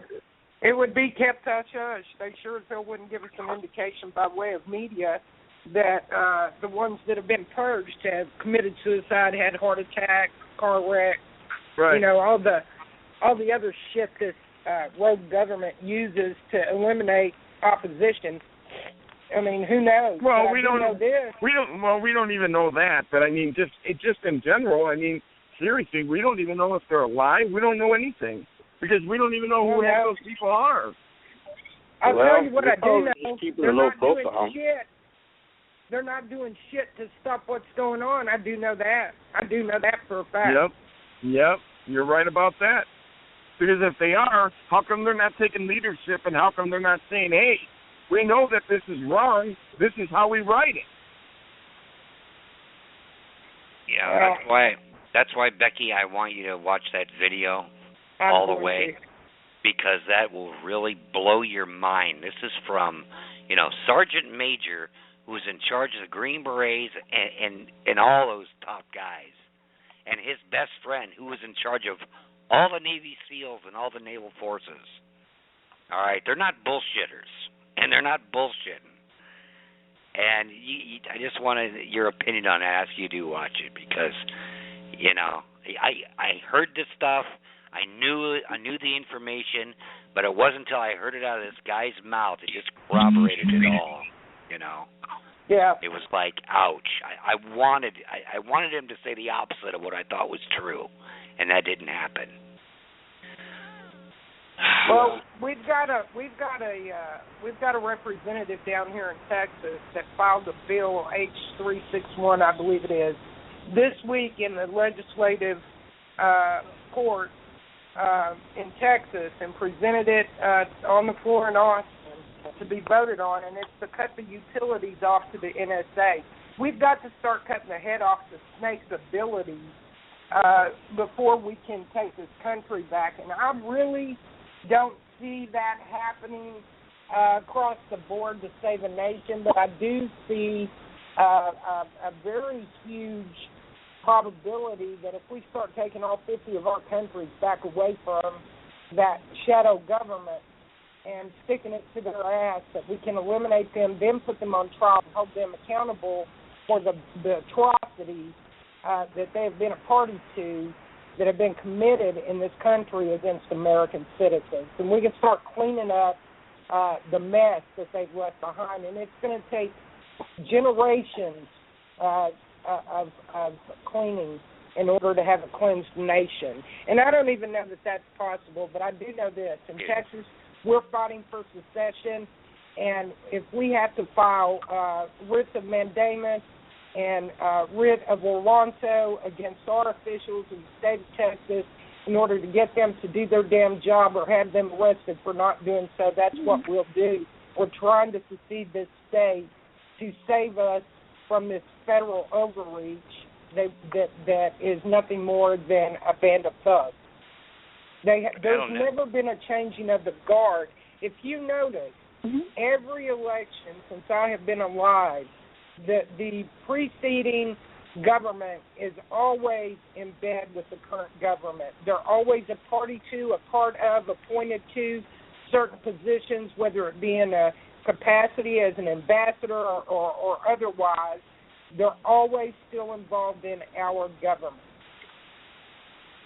You know, the only thing people could have done would have been to keep the sheriff's department pure, meaning without any government interference, because that was your last hope between encroachment from the government imposing everything from, gun laws to everything else. But in the last 20 years, many sheriffs all over the country, they go to the FBI now for training. All right? And money talks and bullshit walks. And when they see these police departments driving, tanks, and they got all these cool gadgets and all this military equipment, and they look like SEAL Team 6 members, they want a little bit of that too. So they'll compromise, or they'll get some asshole sheriff in there, like the one in Nevada that took the side of the government to go against the Bundy Ranch. The ones like Sheriff Joe Aparo from Arizona, those are few and far between. Yep. And Soros' but look at all these towns now. To that. Look at all these towns now that all got the Hummers and they got all this armored. That's what I'm saying. Yeah. I mean, they look like they look like they're SEAL Team 6 members, like you said, or maybe even Star Wars. I mean, the armory, that they're wearing, and the guns that they're holding nowadays, and everything else. I mean, it's pretty sad. It's pretty sad, because how much money do you think that our government wasted to send all those Humvees and everything to all these little towns? Little town America that's got 300 people in the population. What the hell did they need one of those vehicles for? Yeah, right. And that doesn't come free, No. You want to keep getting that funding. You gotta do your share when the piper comes calling. It's like the dawn of a mafia. Sure, he might do you a favor, but guess what? He's going to call you up at midnight sometime, and you're going to do whatever the hell he tells you to do. Yep. And like I said, the sheriff was the last, the hope for people to get involved locally, because it's something that you can actually vote for, and it's not rigged. Except in big town sheriffs, you have George Soros put money behind psychos unconstitutional sheriffs in there. George Soros has pumped millions into seeing the Article 5 convention come to fruition, and I've got people to say continually, that's a good thing. Listen, no, they asked me to be the director of Texas for that, to promote it and work and operate to see the convention come to fruition, and I rebuked it for that reason. Anytime George Soros pumps money into something, he has a motive. There is an ulterior motive. And for the Article 5 convention to come to fruition is a very dangerous thing. Yeah, it is. Once that happens, for the listeners, if you don't understand, once that happens, they can completely erase the Constitution as we know it and rewrite it to their liking. Now, we've already seen the Senate and the House already prove that they are one party and on the same train that is destroying America with intention. What makes you think that 34 or 35 representatives that say, yeah, we'll bring that together and we're for the convention, what makes you think that once they get up there, they're not going to stab you in the eye with a hot pitchfork? Yeah, and you know who's pushing for that? Rush Limbaugh, Mark Levin. These people are supposed to be conservatives, supposed to be on our side, and they're pushing for it. And you know what these people do? They're controlled opposition. They sit there and they guard the rabbit hole, making sure that nobody goes down in it. Because if you do, then you're a birther, or you're a truther, or you're this, or you're a right-wing tinfoil hat wearer. Just controlled opposition. Like Glenn fucking Beck. I can't stand that sumbitch. I used to like him when he was in Fox. And as soon as he got off Fox, it all changed. He used to bitch about everybody calling him a conspiracy theorist and everything, blah, blah, blah, blah, blah. And as soon as people start saying, hey, Sheriff Joe had 2 news conferences proving that birth certificate was bullshit, blah, blah, blah, then all of a sudden everybody was a birther and they were all nuts and this and that. He sided with Harry Reid and the government on the Bundy Ranch. I mean, the guy who was trashing the left and saying, Huffington Post and all these, Media Matters, all these left-wing rags were just the scum of the earth. What's he do? He hires an ex-executive from the Huffington Post to run the Blaze website of his. Yeah, he's a complete sellout. Yeah. You don't get to become a billionaire boys club if you're a patriot. Name me one patriot that's a billionaire. Mark Zuckerberg, no. Warren Buffett, no. Bill Gates, no. David Rockefeller, no. I mean, none of them are patriots. They're all left-wing, commie scumbags. Ross Perot. Yeah, but he's dead, isn't he? I mean, or either that or he's no, he's alive. He and his son are alive and kicking. In fact, they were 2 of the people that we reached out to support my campaign as run for I like Ross Perot. All right, he told the truth. He said, you know what, you have NAFTA and GATT, you're going to hear a big sucking sound. That's going to be American jobs getting sucked over to fucking Mexico. And, you had Al Gore on Larry King going, oh, don't listen to him, Larry. It's a good deal. No, it ain't a good deal. Yeah. And he was right about it. But, because he was 5'11" and he sounded funny, he didn't go anywhere. Well, I'm all outsourcing.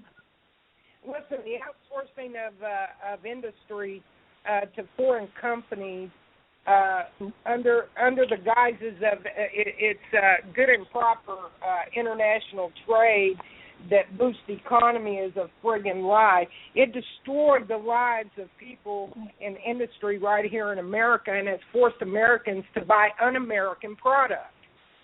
Products not made in America. When you reach out, for instance, I have Boss. We're building Boss. We're about to open a business. I would like to put our logo on boots, clothes, shoes, articles that they can use, flashlights, rucksacks, you name it. We want to have that available for our audience because it's called branding your business. And it's good for your business. It'll grow your business, pump money back into my company so that we can grow it properly. And when I started doing my homework last week, it would cost me 4 times as much to get an American-made company to manufacture the product to put my logo on as it would cost me to do it here. And then I have an import tax and export tax that's going to be imposed on me in order to do that business. Number one, I don't want to bring in something from China or Mexico or Brazil or India as a product with an American that we're trying to brand an American company to put my logo on in order to push my market. What the hell is that? That was buckling the knees of Americans to buy American and to produce American products and imposing additional fees on us for that. So I go outside of the country to get it manufactured at a lesser rate, but then I have an imposition because when I come back in, I have an extra tax imposed on me for it. It makes no sense. Well, not just that. What? But not just that, because of what you're trying to do, it's going to be American branding with a Chinese stamp. Yeah, and I'm not going to do that. I refuse to do that. I'm not going to do it. Right. I'm not going to use children as slave labor. I disagree with it. I'm not going to use a foreign product to market my American company. I'm not going to do it. So I'm either going to pay the cost or I'm not going to be able to do it. You see what I'm saying? I'm either going to have to break down and go, you know what, there's going to be less profit margin, which is really a shame because part of the proceeds for my company, for mine and Ron's company, is actually going to go to help American veterans in situations like Ellen. You know what I mean? Right. It's going to keep me from being able to reach the masses and do more. Pardon? So my question is, where do we go from here? We know about history and we know about current events, but are we going to try to affect the outcome in a positive way? Or we're going to sit here and see who knows more history and more details and I just you know what? We can't give any more details. We can't give out any more information or any more details. I mean, we're doing it. We're giving out the same information with the same details 7 different ways, hoping somebody catches it one way or another. That's all it keeps boiling down to. And you know what? We're beyond our expiration date. Okay, our expiration date was in 2008. Okay, let's be real about it. That's when the expiration date was, 2008. So here we are, trying to tell everybody what we need to do and how we need to do it and everything else. And, we keep giving giving every answer that you could possibly give, but the question has never been asked. Unfortunately. Because a lot of these Americans do not want to wake up. They don't want to stand up. I think that they're scared that the government's going to see them in line somewhere, or they're going to know that they were actually participating in something against the government and that the government's going to be able to come out and do something about it. Well, guess what? They're going to do something to you either way.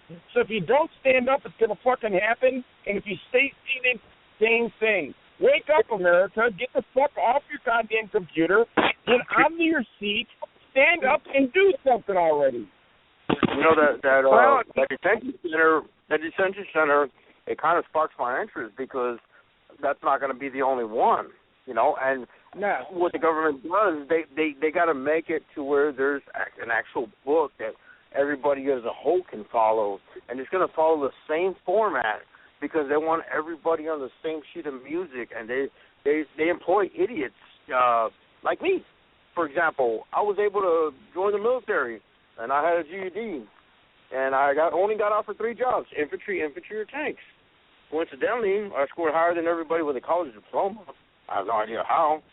But, I was thinking, if we look at a field manual, 3.39.40, that kind of lays out the outline of such things. And, such things as there's 3 commercial-grade fences that are perimeters, and there's got barbed wire and all kinds of razor wire, happy stuff like that. And they got one officer who does interrogations. He's a major by chance, and we know that they're going to be driving here and there, and not far from their work, and 12-hour shifts once shit kicks off, so on and so forth. And we know that the freestyle in an army, all you got to liberate is prisons around the country. because they want to go and kill somebody, you know. But I'm just thinking that we have to give the public some kind of education, some kind of foundation. Yeah, we know that we're got everything going against us. They've got missiles, and they got communications, they have satellites, and they have NASA, and they've got everything you could possibly, every alphabet agency and that you could think of. I mean, I'm sure there's some that I haven't even heard of, and we know that all they're spraying chemtrails, and everybody thinks that G.I. Joe, that's a far-fetched idea. The whole nanomite technology was actually created in 1971 in Israel, and it's just being refined. But yeah, we get it. We're at a disadvantage. But guess what? We're all going to die sometime. You might as well go out with a bang. I don't know. That's just my point of view. But I mean, I just don't see it feeding the public something that you're just telling them, hey, you're not going to win. You're not going to win. Okay, if we don't win, big deal. Big deal if we don't win. We got to give it our all. We have to do something now for our kids' futures, for our grandkids' futures, and so on. Because if we don't, I mean, folks, seriously, there is going to be no future, okay? Besides all the other things that we have to worry about with all these, volcanoes and, and all these asteroids that they're saying is going to be hitting us and meteors and whatever. Forget about all that stuff, okay? But talk governmentally. We're not going to have anything for our kids' futures and grandkids' futures if we don't stand up and do something. We have to take a stand. 2 or 3 generations. Yep. Well, and not just their future, but our future. Our very existence, our very lives depend on what we do from here on out. Now, I'm with you on exchange of information. We keep trying to wake the masses up, and this show has grown exponentially. We have an amazing following. We have an amazing opportunity here, but we've also put ourselves in grave danger by doing so. Now, I don't know about you, but I don't want that to be an in vain effort. I want what we're doing right now today, these discussions and the discussions preceding this discussion and those that will come after, I want that to have been done with purpose and that we see some end result from it in a positive manner. You know what I mean? There are 2 words that follow people, and it's so easy that people have overlooked. People have overlooked simplicity due to being an intellectual, so on and so forth. There's nothing wrong with that. It's great. But 2 words will wake up people quicker than shit. That's follow me. Yep. Right. Well, you know what? Tomorrow's show is going to be a very, very important show. Sunette is coming back on with us. And I know a lot of you people are going to say, what does South Africa have to do with us? Actually, it has a lot to do with us, okay?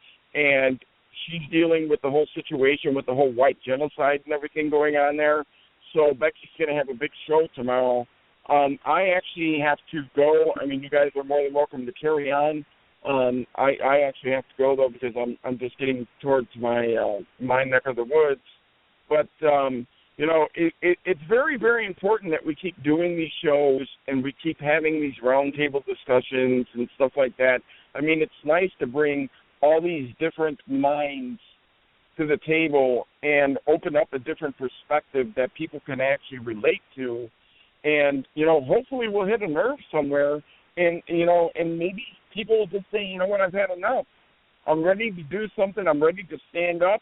And, Terry, I think it was Terry. No, actually it wasn't. It was actually Judge Reed said, hey, if once a month people would just come together at courthouses or wherever and meet and, start doing that and, start raising awareness, we'll start getting more people to start showing up. Maybe we can make some changes. So, I don't know. It's something to think about. But I want to thank all of you for coming on tonight. I enjoyed the show, my first show back, and, after my vacation, I've been gone. I haven't done a show in almost 2 weeks. Well, not on Blog Talk anyway. And I really, really appreciate it. We have some big shows coming up here in the future, tomorrow being the biggest one with Sunette. She has a huge following. Hopefully you got the show put together, Becky, and shared it on her page. Yes, because I know that last time we did that, I mean, oh my God, we had so many people that listened. And then next week we've got some big shows lined up too. So. Yeah, on Wednesday, Bobby, I've got Mike Morrison and Doug Douglas that will be joining us at 7 p.m. Tomorrow's show is 2 p.m. Jeanette Bridges. We're showing parallels across the globe of things that are going on right here in America, and we're showing how everything is connected. So collectively, you folks need to listen in tomorrow. The things that are happening in Africa are occurring here in America, and we're seeing a vast movement. And we're gonna have Sunette give you the details on some of the things that are going on, and I think you're going to be gobsmacked by it. Bobby, I want to say today, Denise and I were in conversation on Facebook. She listened to the show today, and I told her I'm always outnumbered by men, and she's always welcome to come on and be on the show with me, that I would welcome another female ally. So tell Denise I said thank you for listening in and conversing with me on Facebook. That was pretty awesome. Oh, okay, that's awesome. I didn't even know that you guys were talking or anything. She sent me a couple messages here and there, but she never told me that you guys were talking and all that. That's good. That's good. I'm glad that you two are doing that. Absolutely. I love to see her becoming more involved and interested in the show, and I look forward to it. In every one of our shows. And I had no clue. Awesome. She has listened to every show. She's listened to every archive and everything. She's getting involved. She's waking up. She's partaking. I'm so excited about that, and I wanted to say thank you and make sure you give her, from me, tell her I said thank you. And she's always welcome to come on my show when I have it, whether you're on it or not. She's always welcome to the show, in my opinion, unless you say otherwise. Thank you, Bobby, for coming on. Brother, you have a blessed weekend. And, again, my prayers always with you and your family in the pits of hell up there in Illinois. You have a safe weekend. All righty, and thank you, Scott. Thank you, Rudy, and whoever else, is on, whoever else has listened. And I will catch up with you all next week. And I don't know, maybe we'll make an appearance tomorrow at 2:00, but I doubt it very highly. So, all right, good night, everybody. Brother. Good night. Hey, Rudy, did you finish frying your chicken, brother? Oh, I'll let Junior take over. Well, I'm gonna let you go ahead and do your thing. I'm gonna take a shower and try to get busy doing my family thing for the night.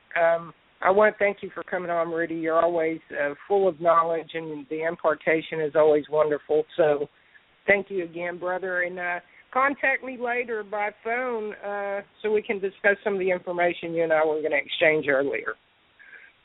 Yes, ma'am. I sure will. You have a good one. Scott, you have a good one, all right. too. Everybody out there listening, you have a good day. All right? I'll talk to you guys later. Thanks. All right, brother. Bye-bye. This has been Becky Williams with Rage Against the Regime with Rudy Balboa, Bobby Ritter, Scott Farello, and Ellie Denon. And to my other listeners out there, Terry Fletcher and the rest of you who listen in this evening, I want to thank you for giving me your time and being my captive audience.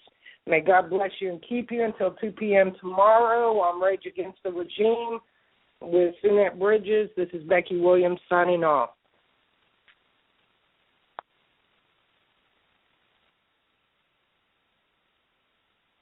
We interrupt all radio and television programs for an indefinite period. Please keep your radio and television sets turned on. This is an emergency. I repeat, this is an